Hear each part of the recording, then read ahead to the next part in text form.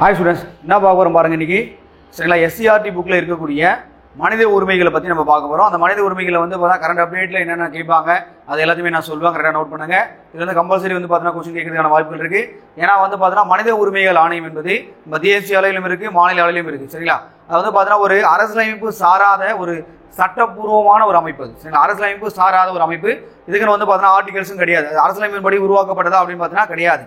சரிங்களா, அப்போ ஒரு சட்டப்பூர்வமான ஒரு அமைப்பு. இந்த அமைப்பினுடைய அதிகாரம் எந்த அளவுக்கு இருக்கு, அவங்க எந்த அளவுக்கு வந்து பார்த்தீங்கன்னா செயல்படுவாங்க என்ற எல்லா விஷயமே பார்ப்போம். ஓகேங்களா சார், முதல்ல பாருங்க. முதல்ல நம்ம புக் டேட்டாவை வந்து முதல்ல பார்ப்போம். சில விஷயங்கள் எதனா சொல்ற புது விஷயங்கள் எதனா சொன்னா அதை கம்பல்சரி நோட் பண்ணுங்க. ஓகேங்களா சார், முதல்ல மனித உரிமைனா என்ன முதல்ல. சரிங்களா, பாருங்க. மனித உரிமை என்பது இனம், பாலினம், தேசிய இனம், இனக்குழுக்களினுடைய தன்மை, மொழி, சமய வேறுபாடின்றி அனைத்து மனிதர்களுக்கும் இயல்பான ஒரு உரிமை. அப்போ என்ன சொல்ல வராங்கன்னு பாருங்க. முதல்ல இனம், அடுத்து பாலினம், ஆண் பெண் பாகுபாடு காட்டக்கூடாது. இனம் சொல்றாங்க பாருங்க. இனம்னா வந்து பார்த்தா நீங்க நிறைய இனங்கள் படிச்சிருப்பீங்க. இப்போ தென்னாப்பிரிக்காவில் எடுத்துக்கணும் அப்படின்னு பார்த்தீங்கன்னா கருப்பின மக்களுக்கும் வெள்ளை இன மக்களுக்கும் வந்து பார்த்தீங்கன்னா ஏகப்பட்ட போராட்டம் நடந்தது. அந்த போராட்டத்தில் வெற்றி பெற்று தான் நெல்சன் மண்டேலா அவர்கள் அந்த நாட்டினுடைய தலைவராக உருவெடுத்தார். அப்போ தென்னாப்பிரிக்காவில் வந்து கருப்பின மக்களுக்கும் வெள்ளை இன மக்களுக்கும் பாகுபாடு இருக்கு. ஆனா நம்ம இந்தியாவில் எடுத்து போது பார்த்தா நிறைய ஜாதி பாகுபாடுகள் இருக்கு. சரிங்களா, மேல்நிலை மக்கள், கீழ் ஜாதி மக்கள், அதாவது மேல் ஜாதி மக்கள், கீழ் ஜாதி மக்களே நிறைய பாகுபாடுகள் இருக்கு. சரிங்களா, இது எல்லாமே ஒழிக்கணும். அது போல தேசிய இனம், தேசிய இனம்னா ஒரு நாடு. இப்போ நான் இந்தியா, இப்போ சீனா அப்படின்னா சீனாக்காரன் எனக்கு வந்து ஆவாது, இது மாதிரி வந்து பார்த்தீங்கன்னா சொல்றது. இனக்குழுக்கள், தன்மை, மொழி பேசுறது. நம்ம தமிழ் மொழி பேசுறோம், தெலுங்கு மொழி பேசுறோம் கிடையாது, இல்லை கன்னட மொழி பேசுறோம் பார்த்தா நம்ம சண்டை போர்கள் போடுறோம். சரிங்களா, இது எல்லாமே சமய வேறுபாடு. அதாவது இஸ்லாம் மதம், கிறிஸ்துவ மதம், இல்லை இந்து மதம், எந்த மதமா இருந்தாலும் பாகுபாடு இருக்கக்கூடாது. அப்போ அனைத்து மனிதர்களும் என்ன பண்ணணும், ஒரு சமமாக பார்க்க வேண்டும். இதான் வந்து மனித உரிமை. அவங்களுக்கு எல்லாருக்கும் சமமான உரிமைகள் கொடுக்கப்பட வேண்டும். இப்போ கருப்பின மக்கள் அப்படின்னா அவங்களுக்கு வந்து பார்த்தீங்கன்னா சில இதெல்லாம் கொடுக்குறாங்க. சில நிறைய வந்து பார்த்தீங்கன்னா தடுப்பூசிகள் டெஸ்ட் பண்ணுறது எல்லாமே கருப்பின மக்கள் மேலே பண்ணுறாங்க. அது தப்பான ஒரு விஷயம். அப்போ அவங்களுக்கு ஈக்குவலான ஒரு ரைட்ஸை நம்ம கொடுக்கணும். அப்போ மனித உரிமை என்பது என்னன்னா அனைத்து மக்களுக்கும், இந்த உலகத்தில் உள்ள அனைத்து மக்களுக்கும் ஒரு சமமான உரிமையை கொடுக்கணும். சரிங்களா, அதை பற்றி தான் நம்ம பார்க்க போறோம். பாருங்களேன், அது மட்டும் இல்லாம அந்த மக்களை வந்து அடிமைத்தனம் பண்ணக்கூடாது, சித்திரவதை பண்ணக்கூடாது, சுதந்திரமா இருக்கணும், கருத்து தெரிவிக்கணும். இந்த மாதிரி எல்லா விஷயங்களுமே கொடுத்துருக்காங்க. அது மட்டும் இல்லாம எந்த ஒரு பணக்காரர்களும் சரி உள்ள ஏழைகளுக்கும் வந்து பார்த்தீங்கன்னா ஒரே மாதிரியான நீதியானது வழங்கப்பட வேண்டும். அதாவது வந்து நியாயமான விசாரணை. ஓகேங்களா, ஒரு வாழ்வதற்கான உரிமை, வேலை மற்றும் கல்வியில கூட உரிமை கொடுக்க வேண்டும். சில ஆண் பெண் பாகுபாடு காட்டக்கூடாது. சில ஆர்டிகல் வந்து பார்த்தீங்கன்னா 16 படிச்சிருக்கும். அதாவது பொது அந்த அரசாங்க வேலை வாய்ப்பில் வந்து பார்த்தீங்கன்னா ஒரு பொதுவான ஒரு வாழ்ப்பின் படிச்சிருப்பீங்க. அப்போ ஆர்டிகல் 16 தான் சொல்லுது. 15 என்ன சொல்றா, பாகுபாடு காட்டக்கூடாது. அப்போ அந்த 15, 16 எல்லாம் நம்மளோட அடிப்படை உரிமைகள். ஆனால் அது எல்லாமே ஒரு மனித உரிமைகளாக ஏற்றுக்கொள்ளப்படுகிறது. ஓகேங்களா, சரி. இதுல சரி இதனுடைய முன்னோனுடைய தோற்றம் எப்படி சார் இருந்ததுன்னு பார்க்கலாம். இந்த கருத்து எப்படி சார் நம்மளுக்கு வந்து உருவாச்சு பார்க்கும்போது பாருங்க. முதல்ல அடிப்படை உரிமைகள் மற்றும் சுதந்திரங்களுக்கான தொகுப்பு ஐரோப்பியா மற்றும் அமெரிக்கா நாடுகளில் தான் தோன்றியது. சரிங்களா, நம்ம அரசியலமைப்பு என்ற ஒரு விஷயத்தை என்ன பண்ணா யுஎஸ்ஏல தான் தோங்கிட்டு இருக்கும். அது மாதிரி வந்து பாத்தீங்கன்னா ஒரு அடிப்படை உரிமைகள் மற்றும் சுதந்திரங்களுக்கான ஒரு உரிமை என்பது எங்க சார் தோன்றியது அப்படின்னா ஐரோப்பியா கண்ட்ரிலும் மற்றும் அமெரிக்கா நாடுகள் தான் இது தோன்றியது. ஓகேங்களா, முதல்ல ஒரு சாசனம் எழுதப்படுகிறதுங்க பாருங்க, மகா சாசனம். எழுதப்பட்ட மனித உரிமை ஆவணங்களுடைய முன்னோடி அப்படின்னு சொல்லுவாங்க. சரிங்களா, முதல்ல பார்க்கலாம் எல்லாத்துடைய முன்னோடிகள் பத்தி நம்ம பார்க்க போறோம். இதுல மகா சாசனம் என்ற அடிப்படை மேகன கட்டா எது அப்படி பாத்தீங்கன்னா 1215 எழுதப்பட்டு இங்கிலாந்துல எழுதப்பட்டது. மக்களுக்கு புதிய உரிமைகளை வழங்குவதுடன் அரசரை சட்டத்திற்கு உட்படுத்தியது. சரிங்களா, அப்போ மக்களுக்கு உரிமைகள் கொடுக்கப்பட்டது. முதல்ல பாருங்க, மேகன கட்டா மனித உரிமையினுடைய மேகன கட்டா என்பது 1215, அதுவும் இங்கிலாந்துல கொண்டு வந்திருக்காங்க. சரிங்களா, யுனைடெட் கிங்டம் மறக்கவே கூடாது. சரிங்களா, அடுத்து பார்க்கலாம். அடுத்து உரிமை மனு அப்படின்னு கொடுத்துருக்காங்க. சரிங்களா, அடுத்து வந்து பாருங்க உரிமை மனு, பெட்டிஷன் ஆஃப் ரைட்ஸ் 1628, இதுவும் இங்கிலாந்து தான். மக்கள் உரிமைகளுடைய தொகுப்பு அப்படின்னு சொல்லுவாங்க. சரியா, மக்கள் உரிமைகளுடைய தொகுப்பு. அப்போ இங்கிலாந்து அரசாங்கம் அப்போ மன்னராட்சி நடந்திருக்கு. அந்த மன்னரானவர் அந்த மக்களுக்கு வந்து என்ன சொல்லிருக்காருன்னா ஏகப்பட்ட உரிமைகளை கொடுத்திருக்காரு. அப்போ மக்கள் இதெல்லாம் பண்ணலாம்னு உரிமைகள் கொடுத்திருக்காரு. ஓகேங்களா, அதான் சொல்றாங்க. அடுத்து பாருங்க ஏபிஎஸ் கார்பஸ் சட்டம். சரிங்களா, ஏபிஎஸ் கார்பஸ் என்பது 1679 இங்கிலாந்து மக்களுடைய சுதந்திரத்தை பாதுகாப்பதற்காக சட்டம். அது ஏபிஎஸ் கார்பஸ் போட்டாவே என்ன பண்ண உடலை வந்து ஒப்படைக்க வேண்டும். சரிங்களா, ஏபிஎஸ் கார்பஸ் அப்படின்னு சொல்லுவாங்க. நீங்க நீதி பேராணைகள் படிச்சிருப்பீங்க, ஒரு 5 வகையான நீதி பேராணைகள் படிச்சிருப்பீங்க. அந்த முதல் நீதி பேராணை என்பது ஆட்கொணர்வு நீதி பேராணை படிச்சிருப்பீங்க. அந்த ஆட்கொணர்வு நீதி பேராணை என்பதுதான் ஏபிஎஸ் கார்பஸ் சட்டம். 1679 இங்கிலாந்தில் போடப்பட்ட, பார்த்தது எல்லாமே இங்கிலாந்து தான். அடுத்து பாருங்க ஆங்கில உரிமைகள் மசோதா 1689. இதுல வந்து பாத்தீங்கன்னா அடிப்படை சமூக குடிமக்கள் உரிமைகளை அமைத்தல், இதுவும் உரிமைகள் தான் கொடுக்குறாங்க. சரி, அடுத்து பாருங்க மனிதன் மற்றும் குடிமக்களுடைய உரிமைகள் பற்றிய பிரான்சினுடைய அறிவிப்பு. இது வரைக்கும் பார்த்தது எல்லாமே இங்கிலாந்து, அது பிரான்ஸ்காரன் வந்துட்டாங்க. 1789 அதாவது பிரெஞ்சு போர் நடக்கும்போது நம்ம சமத்துவம், சகோதரத்துவம், ஒருமைப்பாடு என்ற வார்த்தைகள் எல்லாமே எங்க சார் எடுத்திருப்போம் அப்படின்னா பிரெஞ்சு புரட்சியில தான் எடுத்திருப்போம். நம்ம முகவரியில வந்து இருக்கு பாத்தீங்களா, சமத்துவம், சகோதரத்துவம், ஒருமைப்பாடு, இது எல்லாமே எங்க சார் எடுத்தனா நம்முடைய பிரெஞ்சு புரட்சி தான் எடுத்திருப்போம். அங்க சொல்றாங்க பாருங்க, சட்டத்தின் கீழ் அனைத்து மக்களும் சமம் அப்படின்னு சொல்லிட்டு பிரெஞ்சு ஆவணம் சொல்லுது. அப்போ சட்டத்தின் முன் அனைவரும் சமம் கூட நம்ம சொல்றோம். அப்போ சட்டத்தின் அனைத்து குடிமக்களுக்கும் சட்டமானது பொதுவானது அப்படின்னு சொல்லிட்டு பிரெஞ்சு அரசாங்கம் பிரெஞ்சு புரட்சிக்கு அப்புறமாக அறிவிக்கப்படுகிறது 1789. சரிங்களா, மறக்கவே கூடாது, இந்த இயர்ஸ் ரொம்ப முக்கியம் சார். சரிங்களா, அடுத்து பாருங்க, அமெரிக்காவில் ஒரு விஷயம் கொண்டு வராங்க. என்ன கொண்டு வராங்க பாருங்க, அமெரிக்க அரசியலமைப்பு சட்டம் மற்றும் உரிமைகள் மசோதா 1891 குடிமக்கள் உரிமைகளை பாதுகாக்கிறது. சரிங்களா, 1891 இந்த காலகட்டத்தில் வந்து பார்த்தீங்கன்னா நம்ம வந்து இந்தியாவில் வந்து மன்னராட்சி, மூலாருடைய ஆட்சி காலங்கள் நடந்துருக்கு. ஓகேங்களா, அது மட்டும் நிறைய சிற்றரசுகள், தென்னிந்தியாசிகள் தான், சேர சோழ பாண்டியர் எல்லாமே ஆட்சி பண்ணிட்டு இருந்தா கூட அப்போ மன்னர்களுக்குன்னு ஒரு தனி அதிகாரம் இருந்தது. ஆனால் குடிமக்களுக்கு என்ற உரிமைகள் என்பது மறுக்கப்பட்டது நிறைய இடத்துல. சரிங்களா, ஆண் பெண் பாகுபாடு காட்டப்படுது. அப்போ மனித உரிமை என்பது என்னன்னா ஆண் பெண் பாகுபாடு காட்டக்கூடாது, எல்லா இடத்துலையுமே என்ன பண்ணணும்னா அவங்களை ஒரு சமமா நடத்தணும், அதான் சொல்றாங்க. சரி, அப்போ ஐக்கிய நாடுகளுடைய சபை எப்படி சார் தோன்றிச்சு? முதல்ல யுஎன்ஓ எப்படி சார் தோன்றிச்சு? ரொம்ப முக்கியமான ஒரு விஷயம் பார்க்கலாம். இரண்டாவது உலக போர் நடக்கும். அதாவது 1939 முதல் 45 வரை நடக்கும். இந்த இரண்டாம் உலக போரில் ஜப்பான் நாடு என்பது 2 அணுகுண்டுகளால் வந்து பார்த்தீங்கன்னா தூக்கி எறியப்படும். ஜப்பான் நாடு வந்து சிதைவுண்டு போயிடும். அப்போ மனிதர்கள், ஏகப்பட்ட மனிதர்கள், லட்சக்கணக்கான மனிதர்கள் கொல்லப்படுவார்கள். அப்போ அதை பார்க்குறாங்க. இதுக்கு மேலே வந்து நம்ம நாட்டுக்குள்ளேயும் சரி, இந்தியாவும் சரி, இல்லை இந்த உலகத்தில் கூட ஒரு 193 மேலே கண்ட்ரிகள் இருக்கு. அந்த நாடுகளுக்குள்ள வந்து பார்த்தா சண்டைகள் நடக்கக்கூடாது என்றதுக்காக ஒரு பொதுவான ஒரு அமைப்பானது உருவாக்கப்பட்டது. அந்த அமைப்பு தான் பாருங்க, சரிங்களா, யுஎன்ஓ அப்படின்னு சொல்லுவாங்க, ஐக்கிய நாடுகள் சபை. அதை வந்து பார்த்தீங்கன்னா ஒரு தனி மனித உரிமைகளை வந்து பாதுகாக்க தான் அது கொண்டு வரப்பட்டது. சார் வந்து பார்த்தீங்கன்னா எல்லாமே எந்த வருஷம் வந்து கொண்டு வந்தாங்க தான் எக்ஸாம் பாயிண்ட் எப்படி கேட்பாங்க. சரிங்களா, பார்க்கலாம். இங்கே பாருங்க சார், 1945 ஆம் ஆண்டு ஐக்கிய நாடுகள் சபையினுடைய சாசனம் சட்டம் உருவாக்கப்பட்ட சான் பிரான்சிஸ்கோ மாநாட்டில் மக்களுடைய இத்தகைய விருப்பங்கள் ஒரு முக்கியமான வகித்தன அப்படின்னு சொல்றாங்க. அப்போ மக்களுடைய கருத்து என்பது ரொம்ப முக்கியம் தான். 2 நாட்டுக்கும் பிரச்சனை, அதில் பாதிக்கப்பட்ட போது யார் அப்படி பார்த்தா அந்த நாட்டில் இருக்கக்கூடிய மக்கள்கள் தான். சரிங்களா, அப்போ இந்த சூழல் உருவாக்குதான் 1945 அக்டோபர் 24 ஐநா சபையானது நிறுவப்பட்டது. அப்போ உலக நாடுகள் எல்லாமே ஒரு அமைதி, சரிங்களா, ஒரு அமைதி பூங்காவா இருக்க வேண்டும் சொல்லிட்டு என்ன பண்ணியிருக்காங்க, ஒரு ஐநா சபையை உருவாக்கியிருக்காங்க. 1945 அக்டோபர் 24 மறக்கவே கூடாது. சரிங்களா, ஐக்கிய நாடுகள் சபை. சார் அடுத்து இதுல வந்து பார்த்தீங்கன்னா ஒரு முகவுரை ஒன்று கொடுத்துருக்காங்க சார். அப்போ மனித உரிமைக்கான ஒரு முகவுரை கொடுத்துருக்காங்க, பார்க்கலாம். மனிதர்கள் அனைவரும் சுதந்திரமாக பிறக்கின்றனர். அவர்கள் மதிப்பிலும் உரிமையிலும் சமமானவர்கள். அவர்கள் அறிவாற்றலையும் மனசாட்சியும் இயற்பண்பாகவும் கொண்டவர்கள். எல்லா மக்களிடையும் பொதுவான சகோதரத்துவத்தினுடைய உணர்வை வளர்க்க கடமைப்பட்டவர்களும் ஆவர். அப்போ எல்லா இடத்துலையுமே வந்து சமமா பிறக்கிறாங்க, சுதந்திரமா இருக்காங்க, எல்லா இடத்துலையும் அவங்களுக்கு மதிப்புகளும் உரிமைகளும் இருக்கு அப்படின்னு சொல்லிட்டு ஒரு முகவுரையில சொல்றாங்க. அது பிரியாம்பல்ல சொல்றாங்க. நம்ம கான்ஸ்டியூஷன் பிரியாம்பல்ல சில விஷயங்கள் சொல்லப்பட்டுள்ளது. அது மாதிரி வந்து பார்த்தீங்கன்னா மனித உரிமையிலும் வந்து பார்த்தீங்கன்னா சாசனத்திலும் முகவுரையானது உள்ளது. ஓகேங்களா, அடுத்து இந்த மனித உரிமையானது எப்ப சார் உருவாக்கப்பட்டது? முதல்ல பார்க்கலாம். இங்க பாருங்க, மனித உரிமைக்கான உலகளாவிய அறிவிப்பு. சில முதல்ல எப்ப சார் அறிவிக்கிறாங்க பார்ப்போம். சார் இங்க பாருங்க, ஐக்கிய நாடுகள் சபையினுடைய மனித உரிமைக்கான ஒரு ஆணையத்தை நிறுவியது. அப்போ ஐக்கிய நாடுகள் சபைகளுக்கு கீழே தான் இந்த மனித உரிமை ஆணையமே இருக்கு. சரிங்களா, எலினார் ரூஸ்வெல்ட், அதாவது முன்னாள் அமெரிக்க அதிபருடைய பிராங்க்லின் சரியா டி ரூஸ்வெல்டினுடைய மனைவி தான் யாருன்னா எலினார் ரூஸ்வெல்ட். வலுவான ஒரு தலைமையால் வழிநடத்தப்பட்ட ஆணையம் கவனம் ஈர்த்தது. அவங்க தான் அந்த அமைப்பை ஏற்படுத்த சொல்லிட்டு போராடுறாங்க. அப்போ இது வந்து அதனுடைய திட்டங்கள் எல்லாத்தையுமே ஐநா சபையானது சரிங்களா, ஐக்கிய நாடுகள் பொது சபையானது 1948 ஏற்றுக்கொள்ளப்படுகிறது. உடனே என்ன பண்றாங்க, 1948 டிசம்பர் 10 அன்று அறிவிக்கப்படுகிறது. சரிங்களா, இது மாதிரி வந்து பார்த்தீங்கன்னா பிரான்ஸ் நாட்டினுடைய பாரிஸ் நகரில் பொது சபையால் ஏற்றுக்கொள்ளப்படுகிறது. ரொம்ப முக்கியமான விஷயம், பிரான்சினுடைய தலைநகர் வந்து பார்த்தீங்கன்னா பாரிஸ், அங்கதான் வந்து விஷயம் நடக்குது. இதுல தீர்மானம் பாருங்க, 217 என்ற தீர்மானம் கொண்டு வரப்பட்டு என்ன பண்ணிட்டாங்கன்னா மனித உரிமை ஆணையம் வந்து ஏற்படுத்தலாம் அப்படின்னு சொல்லி முடிவு பண்ணிட்டாங்க. இது யார் சார் முக்கிய காரணம் அப்படின்னு எலினார் ரூஸ்வெல்ட் தான் முக்கியமான காரணம். 1947 டிசம்பர் 10 இதான் வந்து பார்த்தீங்கன்னா மனித உரிமை தினமாக அறிவிக்கப்படுகிறது. ஓகேங்களா, அடுத்து இதுக்கு முன்னாடி சார் நம்மளுடைய முன்னோர்கள் என்ன பண்ணிருக்காங்க பார்க்கலாம். பாருங்க, சைரஸ் சிலிண்டர் இதனுடைய காலம் பாருங்களா, கிறிஸ்துவ பிறப்புக்கு முன்பே இருந்திருக்கு. கிறிஸ்துவ பிறப்புக்கு முன்பே அப்படின்னு பார்த்தீங்கன்னா 539 சில பண்டைய பாரசீகத்தினுடைய முதல் மன்னரான மகா சைரஸ் அவர்கள் அடிமைகளை எல்லாத்தையுமே விடுவித்துட்டு மக்கள் அனைவரும் தங்கள் சொந்த மதத்தை தேர்ந்தெடுக்கும் உரிமை உண்டு. அப்போ நம்ம இந்தியா நாட்டில் வந்து பார்த்தோன்னா செகுலரிசம், அதாவது பார்த்தோன்னா மதச்சார்பற்ற தன்மை அப்படின்னு சொல்லுவாங்க. அந்த மதச்சார்பற்ற தன்மை அப்படின்னா அவங்க இந்தியாவில் இருக்கக்கூடிய மக்கள் எந்த மதத்தை வேணாலும் தேர்வு செய்யலாம். இந்த விஷயத்தை பாருங்க, பாரசீக மன்னர் கிமு 539 சொல்லியிருக்காரு, அடிமைகளை விடுவித்து நீங்க எந்த மதத்தை வேணா பின்பற்றிட்டு போங்க அப்படின்னு சொல்றாங்க. ஓகேங்களா?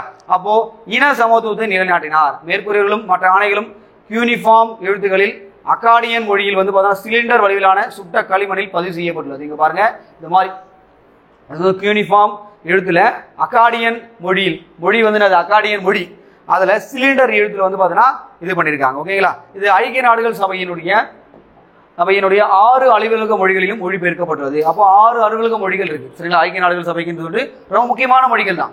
இந்த இந்தியாவில் வந்து உலக நாடுகளில் வந்து வல்லரசா இருக்கக்கூடிய நாடுகள் இருக்கு பார்த்தீங்களா, அந்த நாடுடைய மொழிகள் தான் அவங்க பயன்படுத்துவாங்க. ஓகேங்களா? மேக்ஸிமம் பார்த்தீங்கன்னா இங்கிலீஷ், சீனம் இது மாதிரி இருக்கக்கூடிய மொழிகள் தான், வேற எதுவும் கிடையாது. அப்போ 6 அலுவலக மொழிகள் இது மொழிபெயர்க்கப்பட்டுள்ளது. இவை உலக மனித உரிமை பிரகடனத்துடைய முதல் 4 விதிகளுக்கு இணையாகும் அப்படின்னு சொல்றாங்க. முதல் 4 விதிகளுக்கும் இணையானது அப்படின்னு சொல்லியிருக்காங்க. ஓகேங்களா? அடுத்து பாருங்க, வேற என்ன சார் விஷயங்கள்லாம் கொடுத்துருக்கான்னு பார்ப்போம். சரி, இருந்தாலும் 1947 டிசம்பர் 10 இந்த அமைப்பானது உருவாக்கப்பட வேண்டும் சொல்லிட்டு பிரான்சினுடைய பாரிஸில் சொல்லப்பட்டாலும், ஆனால் நடைமுறைப்படுத்தப்பட்டது பாருங்க 1950 தான் கடைபிடிக்கப்பட்டது. அப்போ டிசம்பர் 10ஆம் நாள் மனித உரிமைகள் தினமாக அனுசரிக்கப்பட்டது. இது 1950 ஆண்டில் தான் வழக்கமாக கொண்டாடப்பட்டது. சரிங்களா? அப்போ இது உரிமைகளுடைய நவீன சர்வதேச மகாசாசனம் என்றும் அறியப்படுகிறது. ரொம்ப முக்கியமானது. அப்போ கேட்கலாம் எக்ஸாம்ல, நவீன சர்வதேச மகாசாசனம் என்பது எதாகிறானா மனித உரிமைகள் சாசனம் தான். அப்போ இதுல 185 நாடுகளும் அரசியலமைப்பில் சேர்த்துக் கொள்ளப்படுகிறது. அது மட்டும் இல்லாம உலக மனித உரிமைகள் அறிவிப்பு 500க்கும் மேற்பட்ட மொழிகளில் மொழிபெயர்க்கப்பட்டுள்ளது. இதுவே உலகினுடைய அதிகமாக மொழிபெயர்க்கப்பட்ட ஆவணம். அப்போ அதிகமாக டிரான்ஸ்லேட் பண்ணது எது அப்படின்னு பார்த்தீங்கன்னா இந்த மனித உரிமைகள் ஆவணம் தான். சரிங்களா? அதை தாண்டி சார் என்னன்னா அடிப்படை விஷயங்கள்லாம் சொல்றான்னு பார்க்கலாம். சரி, முதல்ல மனித உரிமை கொண்டுள்ள மதிப்புகள் என்னப்பா? ஒரு மனிதன் அப்படின்னா அவன் எப்படி சார் வாழணும், அவனுக்கான உரிமைகள் பாருங்க. முதல்ல அவனுக்கான கண்ணியம். அப்போ வாழ்வதற்கான உரிமை, ஒருமைப்பாட்டுக்கான உரிமை, கட்டாய தொழிலாளர் முறை, அடிமை முறை, இழிவான தண்டனை ஆகியவற்றை தடை செய்வது. இதெல்லாம் கண்ணியம். நீதி, நான் நேர்மையான விசாரணை பண்ணோம், குற்றத்திற்காக ஏற்றது போல தான் தண்டனை கொடுக்கணும். ஒரே குற்றத்திற்காக ஒன்றுக்கு மேற்பட்ட தண்டனை வந்து கொடுக்கவே கூடாது. விசாரணை படுத்தவே கூடாது. அடுத்து சமத்துவம், சட்டத்தின் முன் அனைவரும் சமம். இனம், மதம், பாலினம், வயது, திறமை மற்றும் இயலாமை ஆகியவற்றை வந்து பார்த்தீங்கன்னா பாகுபாடின்மை அப்படின்னு சொல்லுவாங்க. ஓகேங்களா? எல்லா விஷயங்களும் பண்ணணும். சார் அடுத்து இந்த மனித உரிமையினுடைய அடிப்படை பண்புகள் பாருங்க சார். அடிப்படை பண்புகள் என்பது அது இயல்பானவை, யாரும் கொடுக்க வேண்டிய அவசியம் கிடையாது. இயல்பானதா இருக்கும். அவர் எந்த ஒரு நபராலும் அதிகாரத்தாலும் வழங்கப்படுவதில்லை. அவர் இயல்பாகவே வந்து பிறப்பாலே அவர் சுதந்திரமாக பிறக்கிறார்.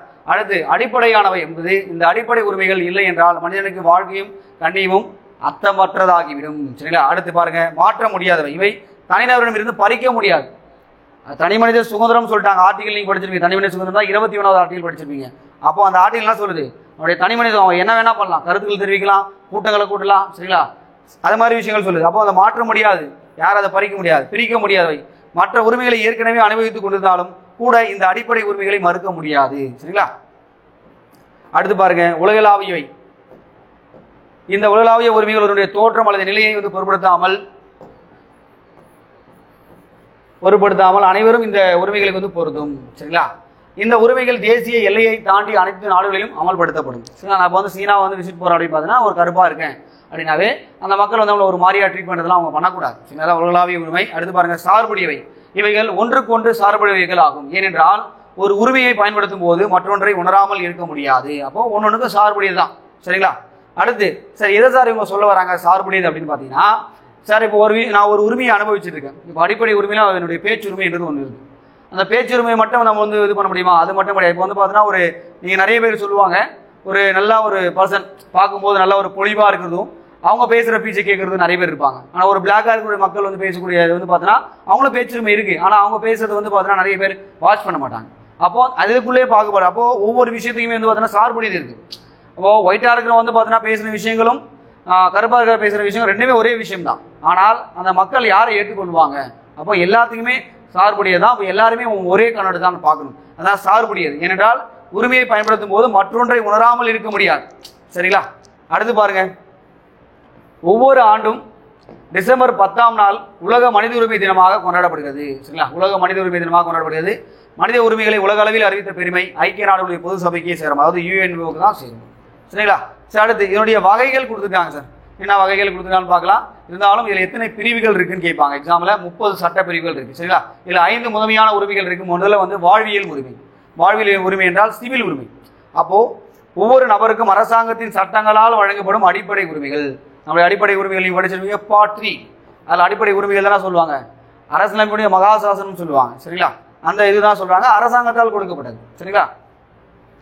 அதே விஷயம் திருப்பி திருப்பி கொடுத்துருப்பாங்க, நம்ம அதுக்குள்ள போக வேணாம் சரிங்களா. அடுத்து பாருங்க சார் அரசியல் உரிமை. சார் அரசியல் உரிமைனா என்னது? அப்போ வந்து பார்த்தீங்கன்னா ஒரு அரசியல் அவர் பங்கு பெறணும். ஒரு தனிநபர் இருக்கார் அப்படின்னு பார்த்தீங்கன்னா அவர் வந்து 18 வயசு ஆனால் ஓட்டு போடணும். அதுக்கடுத்து வந்து பார்த்தா 25 வயசுல வந்து பார்த்தீங்கன்னா எம்எல்ஏ நிற்கலாம், 25 வயசுல வந்து பார்த்தீங்கன்னா ஒரு எம்பி ஆகலாம், 30 வயசுல ராஜ்யசபா எம்பி ஆகலாம். இதான அதிகாரம் என்பது இதுதான் அரசியல் உரிமைகள் சரிங்களா. அதான் சொல்றாங்க. அடுத்து பாருங்க அடுத்து சமூக உரிமைகள். பாருங்க சமூக உரிமைகள் என்றால் அவருக்கு தேவையான கல்வி, சுகாதாரம், உணவு, உடை, தங்குமிடம், அதாவது அத்தியாவசிய தேவைகளை கொடுப்பது. அடுத்து பொருளாதார உரிமைகள். பொருளாதார உரிமை என்றால் என்ன சார் சொல்ல வராங்க பாருங்க. பொருளாதார உரிமை பாருங்க. அப்போ இங்க பாருங்க நியாயமான ஊதியத்திற்கான ஒரு வேலை வாய்ப்பு சரிங்களா. நியாயமான வேலை நேரம் வந்து பார்த்தீங்கன்னா நம்ம 8 மணி நேரம் தான் வேலை. சில கம்பெனிலாம் பார்த்தீங்கன்னா 10 மணி நேரம் பண்ணுவாங்க. அப்போ ஒரு நியாயமான வேலை நேரம் கொடுக்கணும். அப்போ வேலை செய்கிறான், அவனுக்கான தங்குமிடம், கல்வி, போதுமான வாழ்க்கை தரம் மற்றும் சொத்துரிமையும் கொடுக்கணும். அப்போ பொருளாதார சம்பந்தப்பட்ட எல்லா விஷயங்களுமே வந்து பார்த்தீங்கன்னா அதில் வரும். அடுத்து கலாச்சார உரிமை. கலாச்சாரம் என்றால் ஒரு சமய சுதந்திரம், அவர் எந்த மதத்தை வேணா பின்பற்றலாம், அடுத்து எந்த மொழி வேணா வந்து பார்த்தா கற்றுக்கலாம். அடுத்து சமூகத்துடைய கலாச்சார வழக்கத்தை நடைமுறைப்படுவதற்கான உரிமை, அறிவியல் முன்னேற்றத்தில் பங்கு பெறுவதற்கான ஒரு உரிமை. ஓகேங்களா. அப்போ கலாச்சாரம் என்பது பாதுகாக்கப்பட வேண்டும். நம்ம படிச்சிருப்போம் ஆர்டிகல்ஸ் 29, 30. இது ரொம்ப முக்கியமான ஆர்டிகல்ஸ். நம்ம வந்து கான்ஸ்டியூஷன்ல படிச்சிருப்போம். இந்த ஆர்டிகல் 29 என்பது அவருடைய கல்வி, அவருடைய சில கலாச்சாரம் பாதுகாக்கப்படும் சொல்லுவாங்க. ஆனால் 30 என்பது அந்த சிறுபான்மை மக்களுடைய கல்வி கூடங்கள் அமைத்து தர வேண்டும் சொல்லுவாங்க. அப்போ அந்த மக்கள் கல்வி பயில வேண்டும், அதை பற்றி அப்போ அந்த மொழிகளை வந்து பேசுறதுக்கான உரிமை, சமய சுதந்திரம் என்பது எல்லாமே இருக்கும் சரிங்களா. அடுத்து சார் மனித உரிமை ஆணையம் எப்போ அமைச்சாங்க பார்க்கலாம். முதல்ல மனித உரிமைகளை மேம்படுத்தும் ஒரு ஆணையத்தை அமைக்க ஐக்கிய நாடுகள் சபையுடைய முக்கிய அங்கமான பொருளாதார மற்றும் சமூக சபை அதிகாரம் பெற்றது. மனித உரிமைகளுடைய பாதுகாப்பை உறுதி செய்வதற்கான தேசிய மற்றும் மாநில அளவிலான மனித உரிமை ஆணையங்கள் நிறுவப்பட்டது சரிங்களா. என்னென்ன சார் நிறுவிருக்காங்க நம்ம பார்க்கலாம். முதல்ல நம்ம இந்தியாவுக்கு வரும் சரிங்களா, பார்க்கலாம் சார். இங்க பாருங்க தேசிய மனித உரிமைகள் ஆணையம் சரிங்களா, நேஷனல் ஹியூமன் ரைட்ஸ் கமிஷன் சரிங்களா. 1993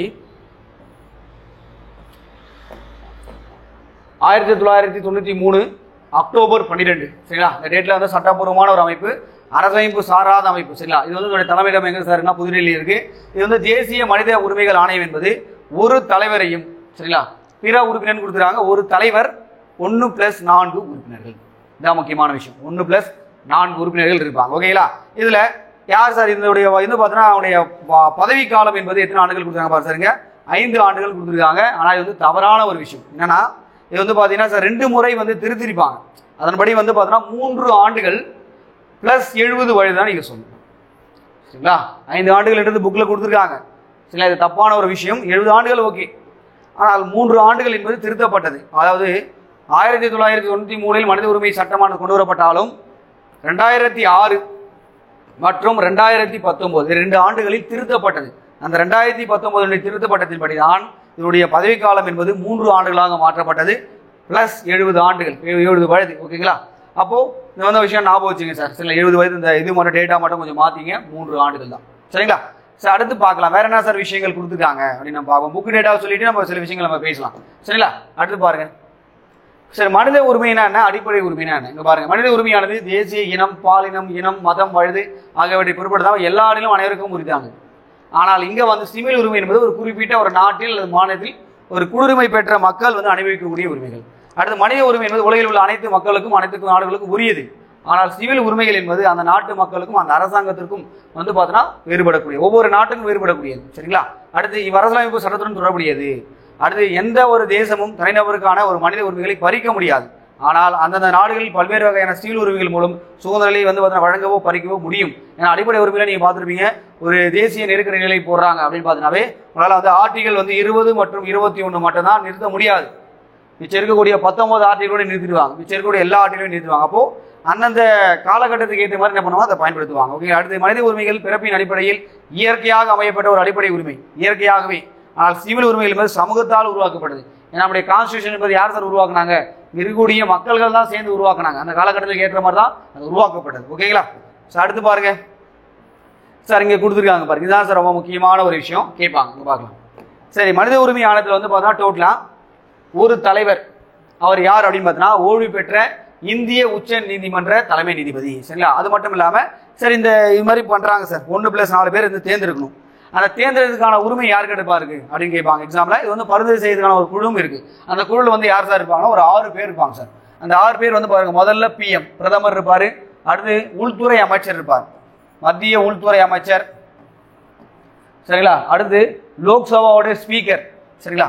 அது மக்களவை சபாநாயகர், சரிங்களா. மக்களவை சபாநாயகர் ரொம்ப முக்கியமானது, சரிங்களா. மக்களவை சபாநாயகர் பண்ணுங்க. அடுத்து சார் அடுத்து வந்து பார்த்தோன்னா மாநிலவை துணைத் தலைவர், மாநிலங்களவை துணைத் தலைவர், சரிங்களா. 1 2 3 4 வச்சா. அடுத்து 5வது யாரு அப்படின்னு பார்த்தீங்கன்னா மக்களவையின் எதிர்கட்சி தலைவர், அதாவது லோக்சபாவினுடைய ஆப்போசிட் பார்ட்டி, சரிங்களா. அடுத்து 6வது வந்து யார் அப்படின்னு பார்த்தீங்கன்னா ராஜ்யசபாவினுடைய ஆப்போசிட் பார்ட்டி. இவங்கெல்லாம் என்ன பண்ணுவாங்கன்னா ஒரு தலைவரை தேர்ந்தெடுக்க உரிமைக்கான வந்து பரிந்துரை பண்ணுவாங்க. ஆனால் பரிந்துரை பண்ணா கூட அந்த பரிந்துரையானது குடியரசுத் தலைவரால் தான் மனித உரிமை ஆணையத்துடைய தலைவரை நியமிக்க முடியும். அப்போ குடியரசுத் தலைவர் தான் அங்கே மெயினான ஆள், சரிங்களா. குடியரசுத் தலைவர் தான் நியமனமே பண்ணுவார், சரிங்களா. அதான் அங்கே கொடுத்துருக்காங்க. சரி, அப்போ பார்க்கும்போது ஓய்வு பெற்ற ஒரு உச்சநீதிமன்ற தலைமை நீதிபதி தான் என்ன பண்ணுறாங்க, தேர்ந்தெடுக்கிறாங்க, சரிங்களா. அந்த தேர்வு பண்ணுறாங்க ஒருத்தர், சரிங்களா. இவருக்கு ஹெல்ப் பண்ணுறதுக்கு வந்து ஒரு 4 பேர் இருக்காங்க, சரிங்களா. இவர் அடுத்து வந்து பார்த்தீங்கன்னா ஒரு உறுப்பினர் வந்து உச்சநீதிமன்ற நீதிபதியாக இருக்கலாம், அது பதவியிலும் இருக்கலாம், இல்லை பதவியிலிருந்து வெளியே போயிட்டு ரிட்டையர்மெண்ட் கூட இருக்கலாம். அடுத்து ஒரு உறுப்பினர் யாருன்னா உயர்நீதிமன்ற நீதிபதியாக கூட இருக்கலாம், இல்லை ரிட்டையர்மெண்ட் ஆகிட்டு கூட இருக்கலாம், சரிங்களா. அடுத்து 2 உறுப்பினர்கள் யார்ப்பா, மனித உரிமைகள் தொடர்பான அறிவை பெற்றவராக இருக்க வேண்டும். அப்போ 1 + 4 தான் கரெக்டு. சார் இவங்க யாரு சார் அப்படின்னா இவங்க வந்து ஒரு பதவி வகையாக ஒரு பொறுப்பு எழுதிப்பாங்க. ஏன்னா மனித உரிமை மீறல எங்க சார் நடக்கும் அப்படின்னு பார்த்தீங்கன்னா சிறுபான்மை மக்கள் மீதும், பட்டியலின மக்கள், பழங்குடி மக்கள், அதுபோல குழந்தைகள், சரிங்களா. அது மட்டும் இல்லாமல் பார்த்தீங்கன்னா அந்த ஊனமுற்றோர்கள்லாம் சொல்லுவாங்க பார்த்தீங்களா அவங்க, அது மட்டும் இல்லாமல் பார்த்தீங்கன்னா அந்த முதியோர்கள், இவங்க மீது எல்லாமே நடக்கும். அப்போ அதுதாங்க சார் கொடுத்துருக்காங்க பாருங்க. நேரிணை உரிமைகளாகவும் கொண்டுள்ளது. முதல்ல சிறுபான்மையினுடைய ஆணைய தலைவர், பழங்குடியின ஆணையர், பட்டியலின சமூகத்தினுடைய ஆணையம், பெண்கள் ஆணையம். ஏன்னா நம்ம காலகாலமாக பெண்களை அடிமைப்படுத்தி இருந்த ஒரு காலம், அப்போ பெண்களுக்கான ஒரு ஆணையம் அமைந்திருக்கு, ஓகேங்களா. சரி பார்க்கலாம். அடுத்து இதில் வந்து பார்த்தீங்கன்னா ஒரு டோட்டலாக ஒரு 5 பிரிவுகள் இருக்கு சார். இந்த 5 பிரிவுகள் என்பதுதான் ரொம்ப முக்கியமானது. பாருங்க, முதல்ல சட்டப்பிரிவு, புலனாய்வு பிரிவு, ஆராய்ச்சி மற்றும் திட்ட பிரிவு, பயிற்சி அலுவலர் பிரிவு மற்றும் நிர்வாக பிரிவு. இது மற்றும் டோட்டலாக 5 பிரிவுகள் இருக்கு, சரிங்களா. அதை நாட்டி படிச்சுட்டு போனோம், ஓகேங்களா. சார் அடுத்து தற்போது இதனுடைய தலைவராக யார் பாருக்காங்க எக்ஸாம்பிள் கேட்கலாம், சரிங்களா. விஜய பாரதி சயனா என்பவர் தான் இதனுடைய தற்போது நேஷனல் ஹியூமன் ரைட்ஸ் கமிஷனுடைய தலைவராக சேர்மனா அவங்க இருக்காங்க, சரிங்களா. நான் போச்சுங்க. சரிங்களா. முதல்ல வந்து ரங்கநாத் மிஸ்ரா, முதல் தலைவர் யாருன்னா ரங்கநாத் மிஸ்ரா, இவர் தான் முதல் தலைவர். ஆனா தற்போது தலைவர் யாருன்னா இவர், சரிங்களா. கரண்ட் அஃபேர்ஸ்ல கேட்கலாம், நான் படிச்சுட்டு போங்க. அடுத்து பாருங்க மாநில மனித உரிமை ஆணையம், சரிங்களா. சரி, மாநில மனித உரிமை ஆணையம் வந்து ஆரம்பிக்கிறாங்க, பார்க்கலாம். முதல்ல வந்து பார்க்கலாம் 1997 ஏப்ரல் 17 அன்னைக்கு தான் நம்ம தமிழ்நாட்டில் வந்து மாநில மனித உரிமை ஆணையம் அமைக்கப்படுகிறது. ஆனா இதுல முதல்ல வந்து 1996 மாநில மனித உரிமை ஆணையக்கான சட்டங்கள் கொண்டு வரப்படும். அதன்படி தற்போது ஒரு 25 மாநிலங்களில் ஹியூமன் ரைட்ஸ், அதாவது பார்த்தா மாநில மனித உரிமை ஆணையமானது இருக்கு. இதுல ஒரு தலைவர் 1+2, சரிங்களா. ஒரு தலைவர் உட்பட 3 உறுப்பினர்கள் கொடுத்துருக்காங்க. அப்போ 1+2 ஒரு தலைவர், 2 யாரு, 2 வந்து பார்த்தீங்கன்னா உறுப்பினர்கள் இருப்பாங்க, ஓகேங்களா. இதுல 7வது அட்டவணையில் உள்ள மாநில பட்டியல், பொதுப்பட்டியல் ஆகியவற்றின் கீழ் உள்ள துறைகள் தொடர்பான மனித உரிமைகள் மீறல் தொடர்பான இதுவே அவங்க பண்ணுவாங்க, சரிங்களா. அதுவே வந்து பார்த்தீங்கன்னா மாநில மனித உரிமை ஆணையம் விசாரிக்கும். ஏற்கனவே விசாரிக்கும் வழக்குகளை தவிர NHRC விசாரிக்கக்கூடியதை விட்டு தான் இவங்க தயாரிப்பாங்க, இது பண்ணுவாங்க. ஏன்னா மாநில பட்டியலையும் பொதுப்பட்டியலுடைய விஷயம் தான் இவங்க டிஸ்கஸ் பண்ண முடியும்.